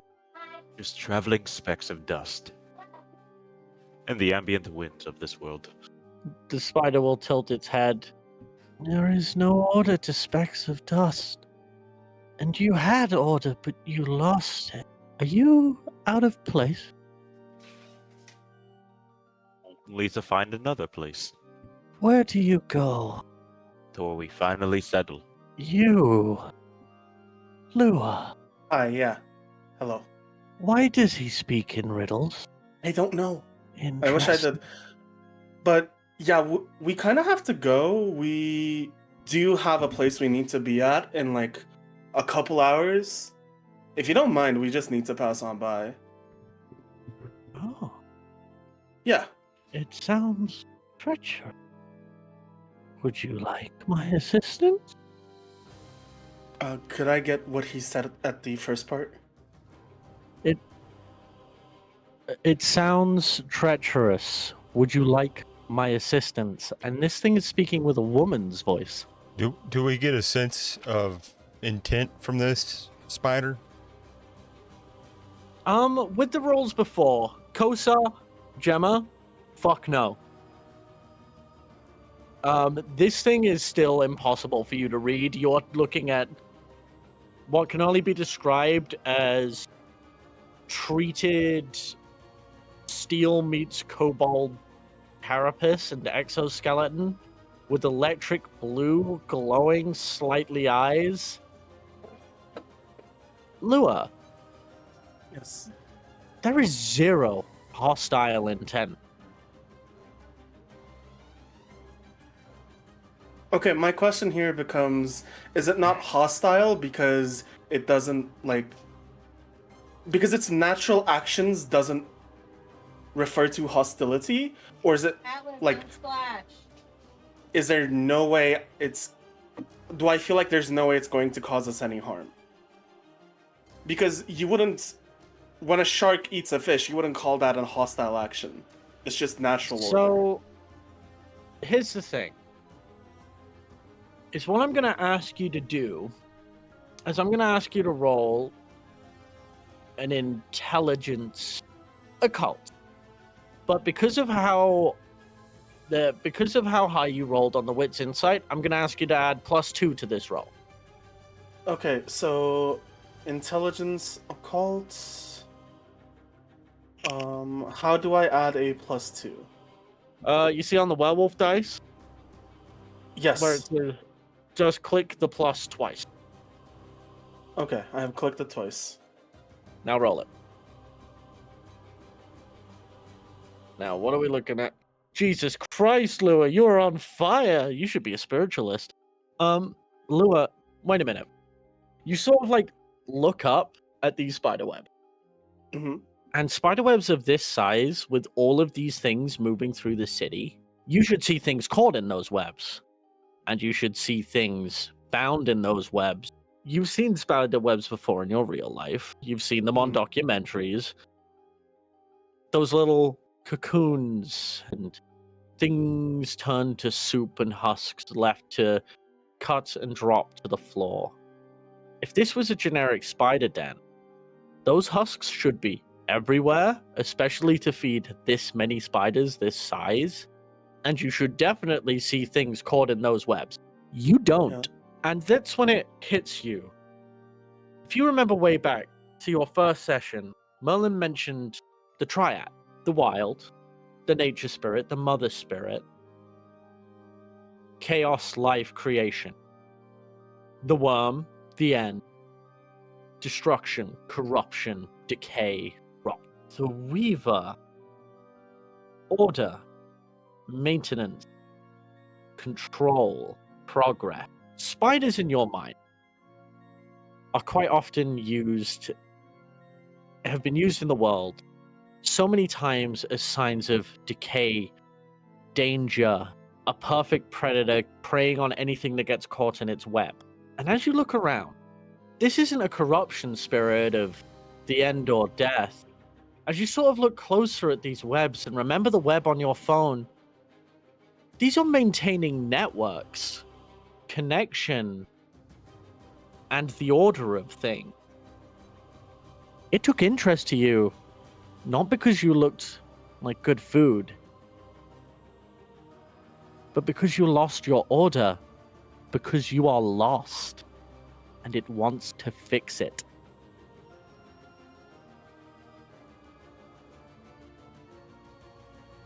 The woman will reply, if you could set us on the right path, we would be more than grateful.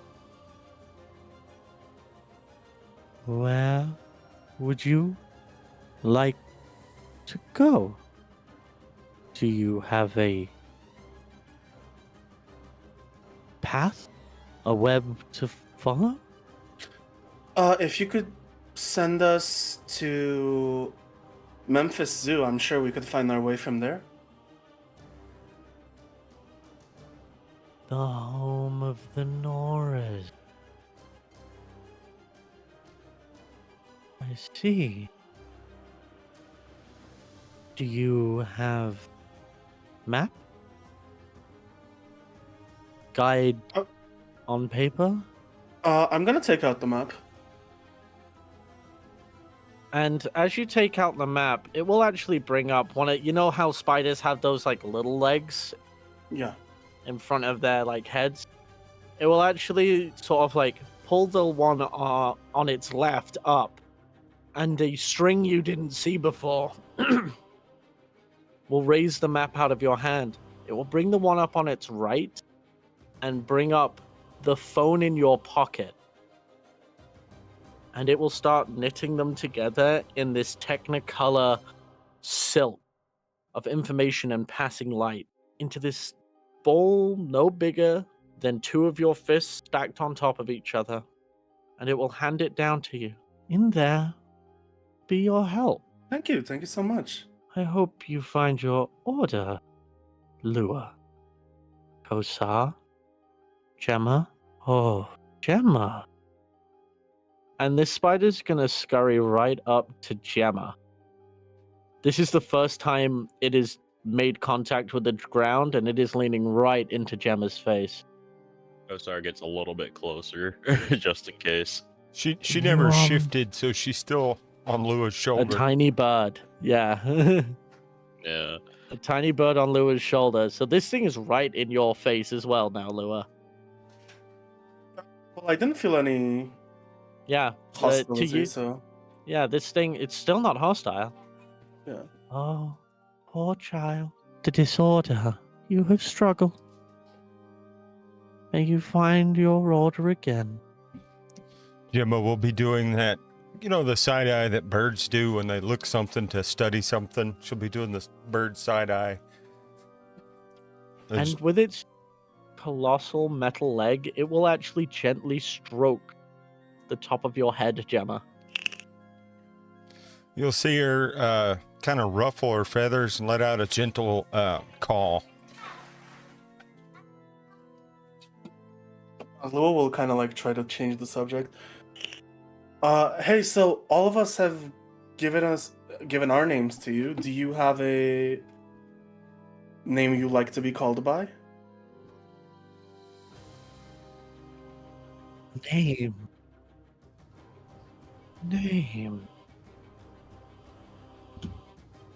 Names. Distinctions, labels, titles.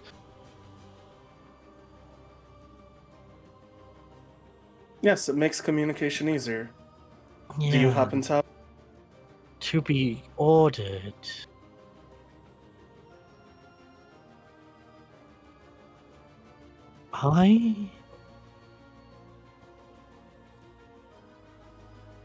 I am Orb Weaver. Many orb. What was name? Could you name me?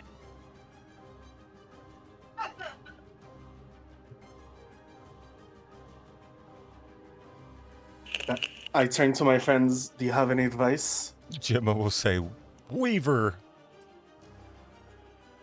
Blasphemous, but appreciated. Must decline. Can't not name itself after the main one of the main god it serves. Oh.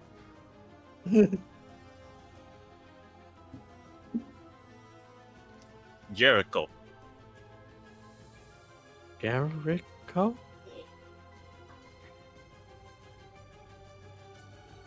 Just like the city of the moon. The moon is alone in the sky. But you are radiant.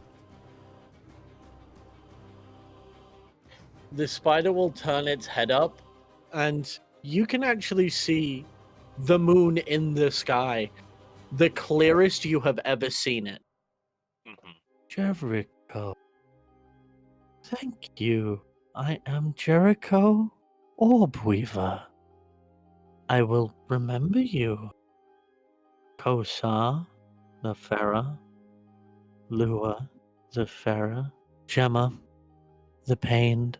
Well, thank you for your help, Jericho. If you don't mind, we will be on our way. Спасибо, Hurry. Jericho. Hurry on. I will watch you and wish you safe passage. Thank you. How do I use this orb Jericho gave us? It's an orb of spiderweb. If you open it up, you will see your phone and no map. And so I open my phone and I go into. When I open my phone, can I access like applications? Yep. Can I go into the Maps application? Holy shit, your GPS works here now. Hell yeah. We will head towards Memphis Zoo. I will remember you. Thank you, Jericho. Much appreciate the assistance. I will be watching you, fearless Lua. And it will start backing up slowly. Start making its way up this sheer concrete wall.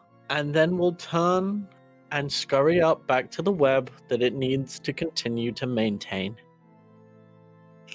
Well, that wasn't so bad, and now we have concrete directions. So I guess we just go. And Lua will start walking unless Kosar transforms. Kosar's gets like maybe 4 feet and he just throws up everything else that's left in his stomach. How nervous he was. An appropriate response to dealing with a house-sized spider, to be fair. Hey, look, it wasn't that bad. You're fine. As Lua will go and pat Kosar on the back. Now, Alf, if you go to your notes section on your sheet, which is just above the settings on the side, Yes. a mark on your notes, Jericho the Orb Weaver, interested in your growth.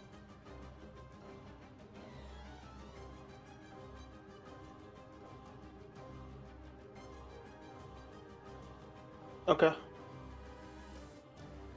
I have entered it. How do I save this? I forgot how to save this. Oh, there we go. Okay, found it. Now, I was just about to open it up to tell you, because I can never remember off the top of my head, but I'll know it when I see it. Now, following the app, the points of interest are actually highlighted, and it is really easy to select. So you know where your home base is. The 2 locations you were told were safe havens for rest, and the whole swathe of the map is marked in red. I see. Okay. That is the places you were warned to avoid. Yes. Where are we currently? You are dangerously close to the place you want to avoid, but only a couple blocks away from the zoo. Hey, you know what? That spider's really helpful. Okay. Saved us from getting our asses in trouble. Okay. Hey, Kosar, you done throwing up? Kosar just does a thumbs up after he finishes his last couple dry heaves. Hey, we're really close to the zoo. We can maybe rest there if you want. I hope there's food there. I'm hope on so too. fumes. Lua will kind of lead the way, just looking at his GPS the whole time. Yeah. Now, you arrive, and it's very obvious that you've arrived at the zoo, because much like the building made of homegrown nature that Merlin resides in. This zoo is astounding to look at. It is where enclosures and cages would be. Biomes for those specific beasts are reflected in this. It's almost like a small central park in the center of the city.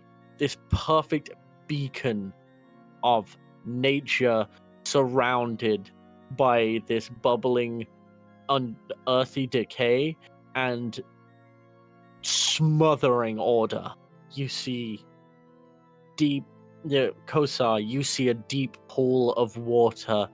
You, Gemma, see birds of all different spiritual shapes, sizes, and power just circling and adrift in this oasis of sorts, and all of these different spirits circling around this place in perfect unison and harmony, even if some of them are predatory and some of them are prey, and you do see them fighting.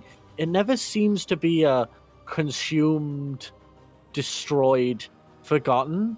It is consumed, both parties shift, and they become two separate entities after the, caught in a dance of nature, an ever-changing ripple of the ecosystem.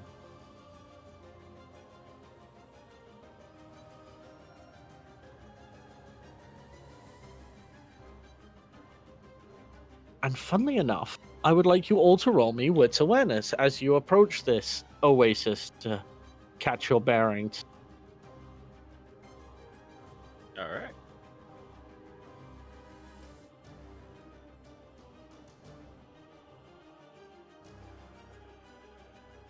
Kosar, you are having a rough day. You keep picking stats that I'm not strong in. Look, trust me, sooner or later I'll get you to punch something. Gemma, you spot him. There's a man here. And he is casting feed into that great pool that I mentioned to Kosar. He does not give off the same energy as the rest of the things in this place. He is not a spirit.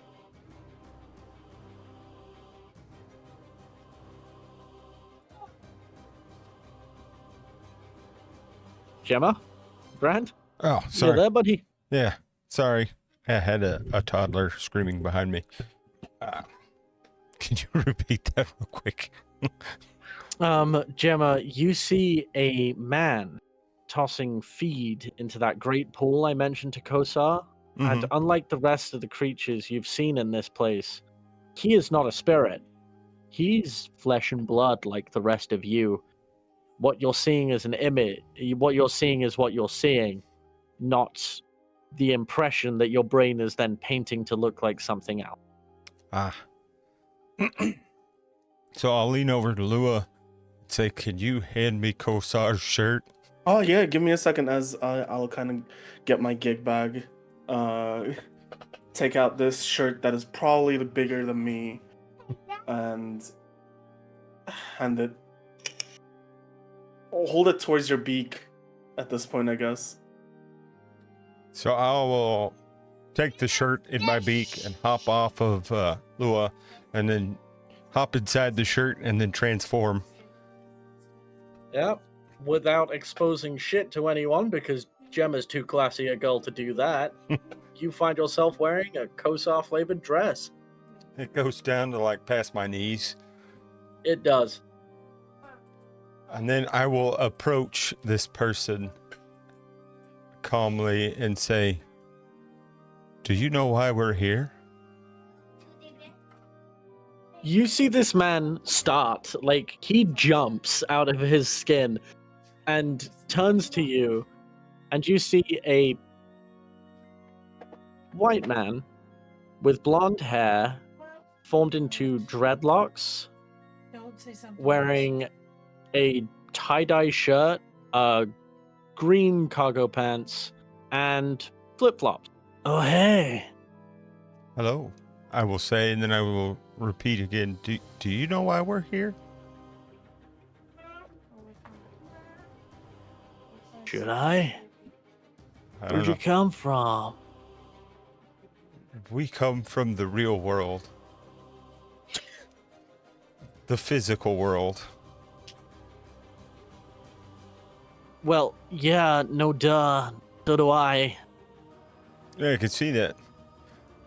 Because you But are where real. did you come from? Like, how did you get in here? We're on a quest. And we were sent in here by a man named Merlin. Oh, you're one of his. Yes. And we were He'll like hoping... lean down and sniff your head. Just. You don't smell like a wolf. I'm not a wolf. I'm, in fact, a Korax. Whoa.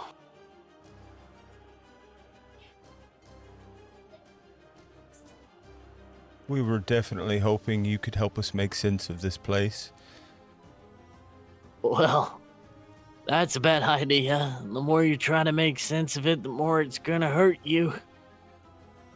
Those your pack mates. Come on over here, you two. Come on. And Gemma will motion to Korsar and Lua to come over. No, I'll walk over. So Kosar trundles. a gnarly trundle, dude. Hey, you don't happen to have food, do you? He will like pull over like what is essentially like it is. He has clearly bought it to be a satchel, but it is obviously a purse, and he will sit down, cross-legged on the floor in this nice sort of green rolling hills grass. Then we'll pat the ground next to him. I plop down. I guess I'll walk over and sit next to him. And Gemma will do the same. So, where were you going? That might help me figure out what you're doing. And he'll start handing out sandwiches. Oh, thank you. I'll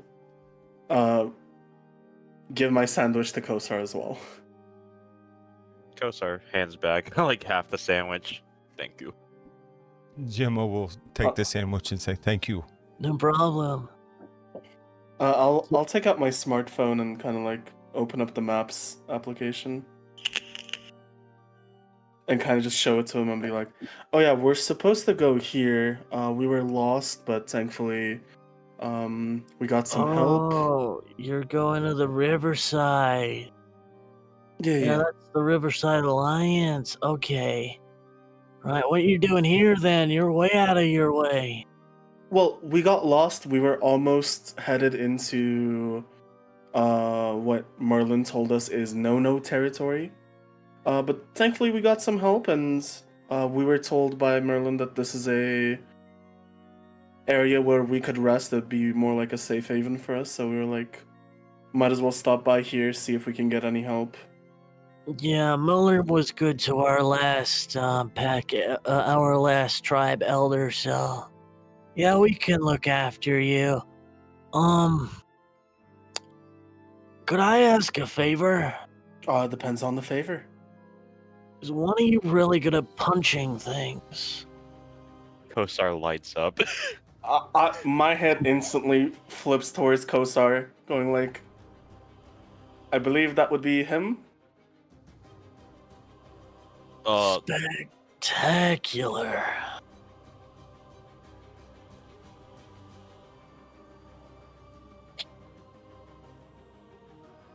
So, does it need to be dead afterwards, or? You couldn't kill it if you tried. I just need you to calm down a little problem we got in the pond over there. A pond fight. Oh. Kosar just takes off his fucking coat and he's just like, okay. Now? Can I do it now? I mean, you should eat your sandwich first. Kosar just fucking clops the damn sandwich and eats it in one bite, and then takes the other half sandwich that he had on sitting on the grass and eats that too. Dude, you are huge. I might need like another 2 sandwiches after this.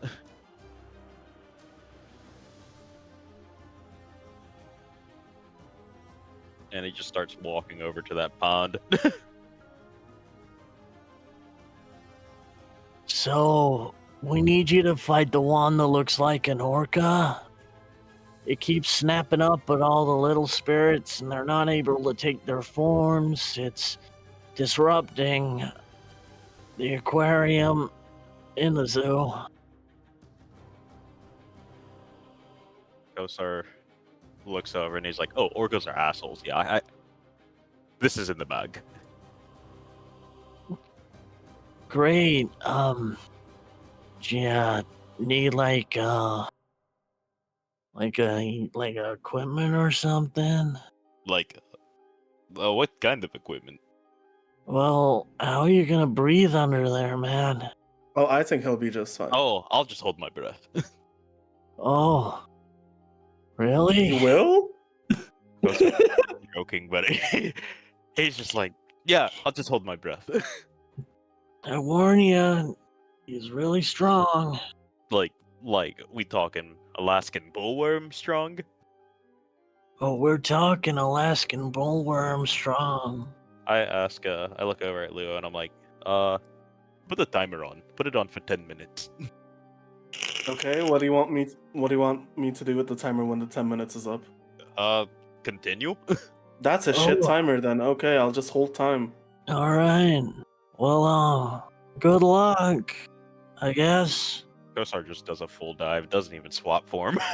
Kosar, hmm this is jarringly familiar to you. Yep. As on the outside, this looked like a pool of water. Like no bigger than a pond. hmm You dive inside, and it goes on for seemingly forever. hmm As you find yourself in almost an ocean. Oh, well, he did say an orca was in here, is what I think to myself. He did say there was an orca in here. You see countless of these tiny little fish spirits darting about, shifting in their form, trying to find a form that fits, but even your mind can't figure out what they're trying to be. Like, something has disrupted them in how they're supposed to act and be. How do you wish to find this orca? Oh, motherfucker. You want to know how I find this motherfucker? How you find this motherfucker? I howl. Roll me a fucking... What would this be? You know what? Roll me a strength intimidation. No, this would be a stamina. That's coming from your... You're saying it with your whole chest, right? Yeah. Yeah. Saying it with your whole chest. Roll me a stamina intimidation +2. As there is one king of the sea. I'll take it. And it ain't no beluga bitch. As Gemma and Lua, you sort of see him submerge. And the guy you're sat with, who still hasn't given his name, takes a bite of the sandwich, looks over, and you all see here, you see the water ripple, and hear from under the water this gut-wrenching howl. And Kosa, in front of you, come emerging from the blue. An orca. Its colors are wrong, almost inverted. And it is twice the size of a normal orca.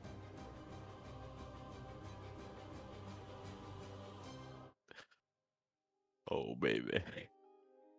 You challenge me? I do. Lest I checked my kind killed your kind for fun. I'm calling the trial run. Trial run. I am going to feast on entrails, little shark. The sandwiches were good up there. Your meat will be better. You are brave. What is your name? My name is Ilyaskar Kosarovich. Well, Ilyaskar Kosarovich, we will do battle. We will stay in the water red, and I will do you the honor of eating you for your bravery. Shall we do it stinker-like? If we must. And this orca will begin to shift its form to be human in shape alone. Its skin, its head, it doesn't really have hands. It's more like somebody forced a flipper to grow a clawed thumb. And it is approximating the shape. It's like mittens almost. Yeah. But it has arms, it has these incredibly thick legs, and it is not packed with muscle like you are. It is still the shape of a whale forced into the shape of a man. It is more blubbery and bulbous than it is lean muscle like yourself.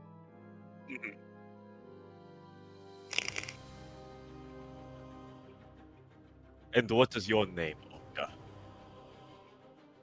If you beat me, I will let you pick it. Shall I show you my true self then? Show me your best and nothing less. Alright, I'm gonna do my Krino's fucking roll. Time to flop this shit. Oh! Oh! And don't, let me just check on your character sheet real quick. I just need to make sure I added it. I didn't. I gotta just quickly add something to your character sheet. Yep. Yeah. I I was about to unlock it for you too.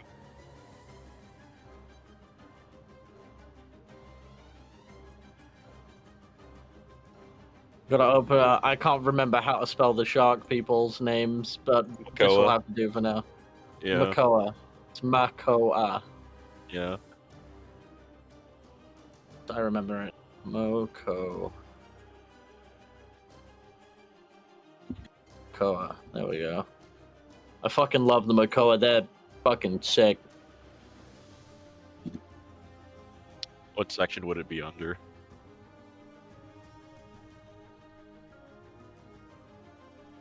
I'm putting it in conditions.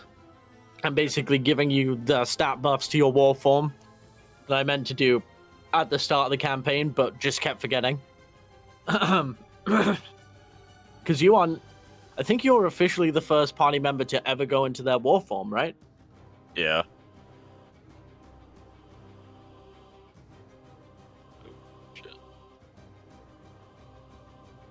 Oh, it's a little bag. No, because yours was because sharks are so lean, they have a little less stamina. Mm-hmm. Okay, there we go. So quickly just do a strength, and then that is now activated. I will teach you how to turn it off after stream. Okay. So go then. Teach me the rules of your stinker. We keep fighting until the others cannot get back up. You may kill me. I allow it. But I will not kill you. There's not enough good opponents in the world and the other world. Then prove yourself to me now. Come. Kosar does not waste any fucking time. And can I do my brawl strength? Brawl strength, 100%. You biting or you clawing? I'm clawing. All right. How do you claw in shark form? The shark. He's in the war form, not the shark form. Oh, is it different? Yeah, it is. Gotcha. I will send you an image because I believe it's actually at the. I had it in. I think it was announced way up there. Hey, Glitch, this That's is a all. lot of dice. Yeah, it is. Alright, I'm gonna drop it. That's a lot of dice. That is a lot of dice. Alf, that is the shark forms. That one's a great white. The only difference being that he is a mako shark instead. Gotcha. Okay. All Okay. right, he's gonna try, in true form of Stinker, of we're gonna go at each other until somebody dies. He's not gonna dodge you. He's gonna try and block you with a brawl.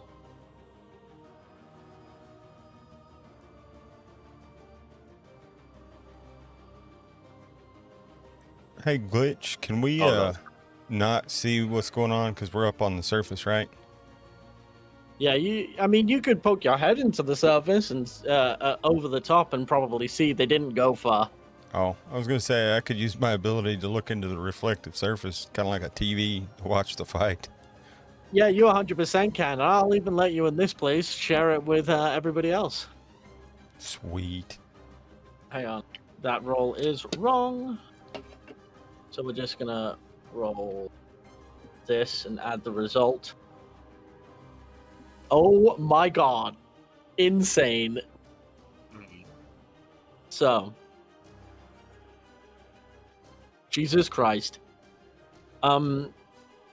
You claw it across the chin. Like, fully across the belly. And this thing fucking heaves. As there is now very much blood in the water.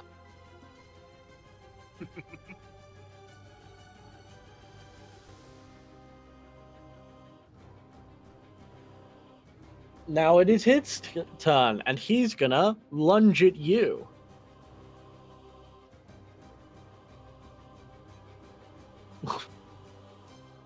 Would you like to roll me either a dexterity athletics to evade or a strength athletics to block, as he is coming at you with a closed fist? He does not have claws. I'm doing a good old stinkif action. So this thing hits your hand, and you can feel the shockwave through the water, that ripple, that blast, but it does nothing as you prove yourself stronger in this minor engagement. All right, your turn. Osar gonna be whipping it out and just smack it again. Gonna do Ooh, 9 successes this time. gonna do an athletic strength to try and block you. Oh, this time with a critical on his end, matching your own. It's the same, as he will catch your fist and bring down his own, almost locking fingers with you to try and keep that hand under control. He's going to try and strike you with a closed fist again. All right. And you catch that hand caught in a death lock of wrestling almost. Both hands controlled. No damage. Your turn. Osar goes for a headbutt. Fuck yeah, he does. All right. He's gonna have to roll a strength He's gonna have to roll a dexterity athletics because there's nothing he can block with. You've got both of his hands. He could also try to block with his own head. His head is made of blubber. It's gonna have a lot harder time with that. Oh, so I got. You nail him square in the nose, and his head reels back ever so slightly. Just a slight trickle of blood coming out of his nose, and he's gonna return the headbutt in kind.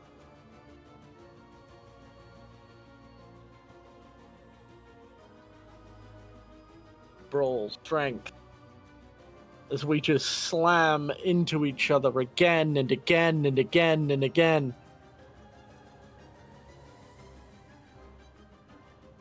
I'm definitely eating that shit. You want to willpower that shit, or you just eating it? I'll willpower it. I've been saving it for a reason.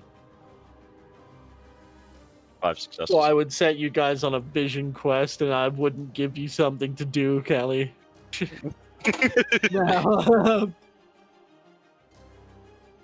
now you take 3 superficial damage as he catches you with so hard you feel that blubber conform to your face until solid skull hits you directly on the bridge of your nose, and you find your head bouncing back.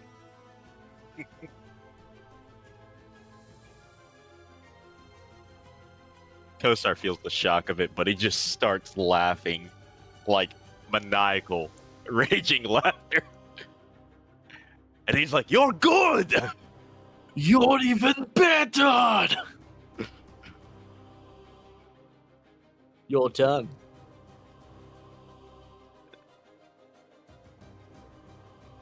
Kosar tries to go in for a bite, right on the equivalent of the orca's collarbone. And he's gonna have to try and dexterity athletics that, because he's definitely not blocking that with his fucking face. Mm-hmm. There's a lot of things I'd recommend. Blocking a shark's jaws with your face is not one of them. Mm-hmm. And you sink your teeth directly into his collarbone. You rip through blubber and fat and hear bone crunch as you deal 5 aggravated damage to him. Oh dear. He is looking rough, but he ain't done yet. And he's actually gonna do something you weren't ready for, because he still has his tail. He's gonna whip you over and try and clobber you with his tail. All right. Powerful tail muscles, 2 orcas have, said fucking Yoda. I'm gonna block with my legs. Hell yeah, brother. Can I do a strength athletics for that? You certainly can. Effortlessly. That tail comes up and you kick it back with a double crit. You actually hear something in the tail break slightly. It is your go. Kosar goes for an axe kick on the orca. Roll that strength brawl for me. Oh, that was a bit weaker. No momentum. All right. He's going to try and block that with his broken tail.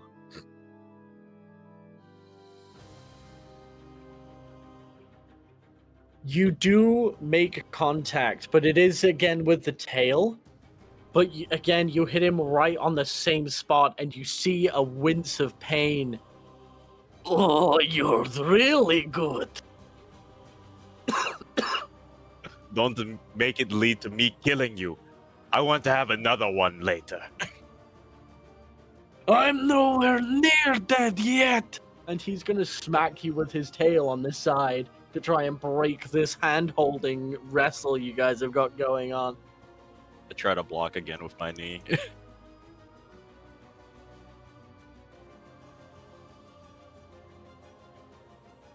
Oh my god. Holy shit!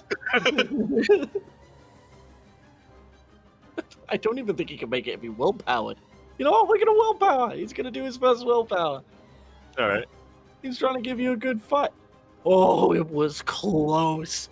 But you bring that knee up and you kill all of the momentum, dispersing it all across your leg with an insanely well-placed knee block.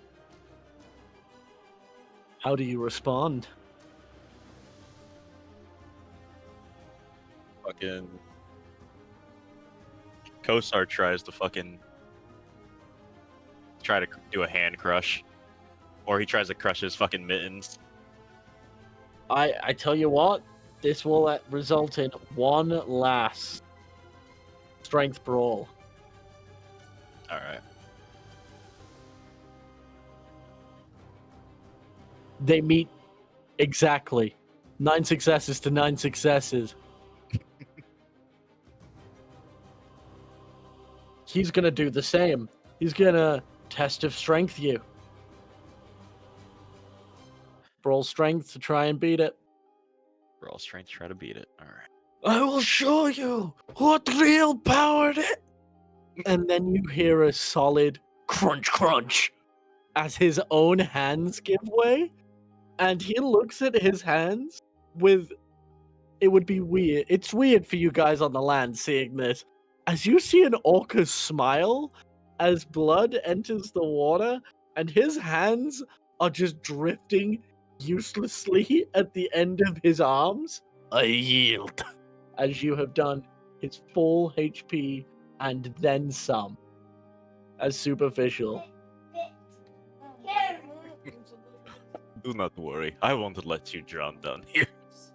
And Kosar just grabs that motherfucker's collarbone and starts swimming to the surface. He will bob on the surface. Please tell with me you. you're going to name him Free Willy after all this. I'll name him Oreo. Oreo. It sounds like a warrior's name. Duh. Wait. I had snacks in my gig bag. Can I pull out a pack of Oreos? No.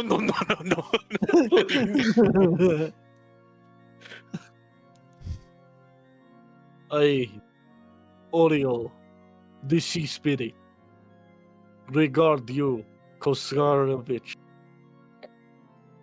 I'm very bad at pronouncing Russian names.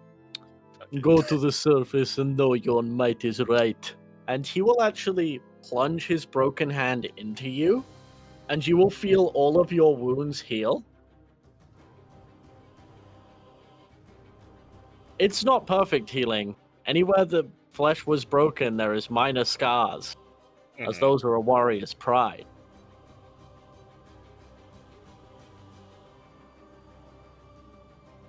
I have been sated.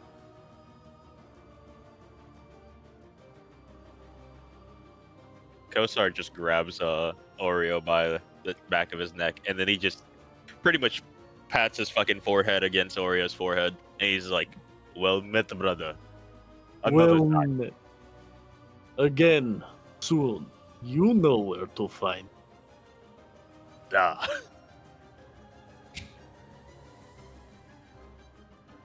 Oreo will meet that neck grab in kind, will release you, and will begin to dive, shifting his form back that of an orca. All right, I don't need those 2 sandwiches now. He was pretty tasty.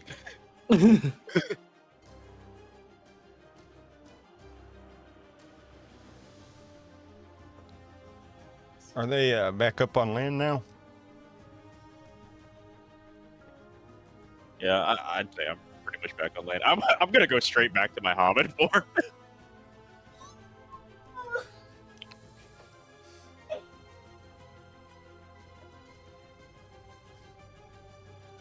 And something hits you. There are several things in the ocean that are monstrous in power. You met somebody second only to the Old Man Sea and the rest of the Undersea Triad. You met someone second to one of the great ocean spirits. A very powerful spirit indeed. Mark on your notes section for me, please, Caligost. Yep. Oreo, the great sea spirit, has taken an interest. All right, thank you. And as Kosar escapes from the water and walks back, his pack, smile on his face, a deal sated in this small pocket of respite. That is where we shall end today's session. Woo! Outstanding work today, guys. Very well done indeed. Thank you. That was was a fun. good fight. Now, thank you all for watching. Hope you enjoyed this episode of Worlds on Fire, Werewolf the Apocalypse. Hope you have a wonderful night.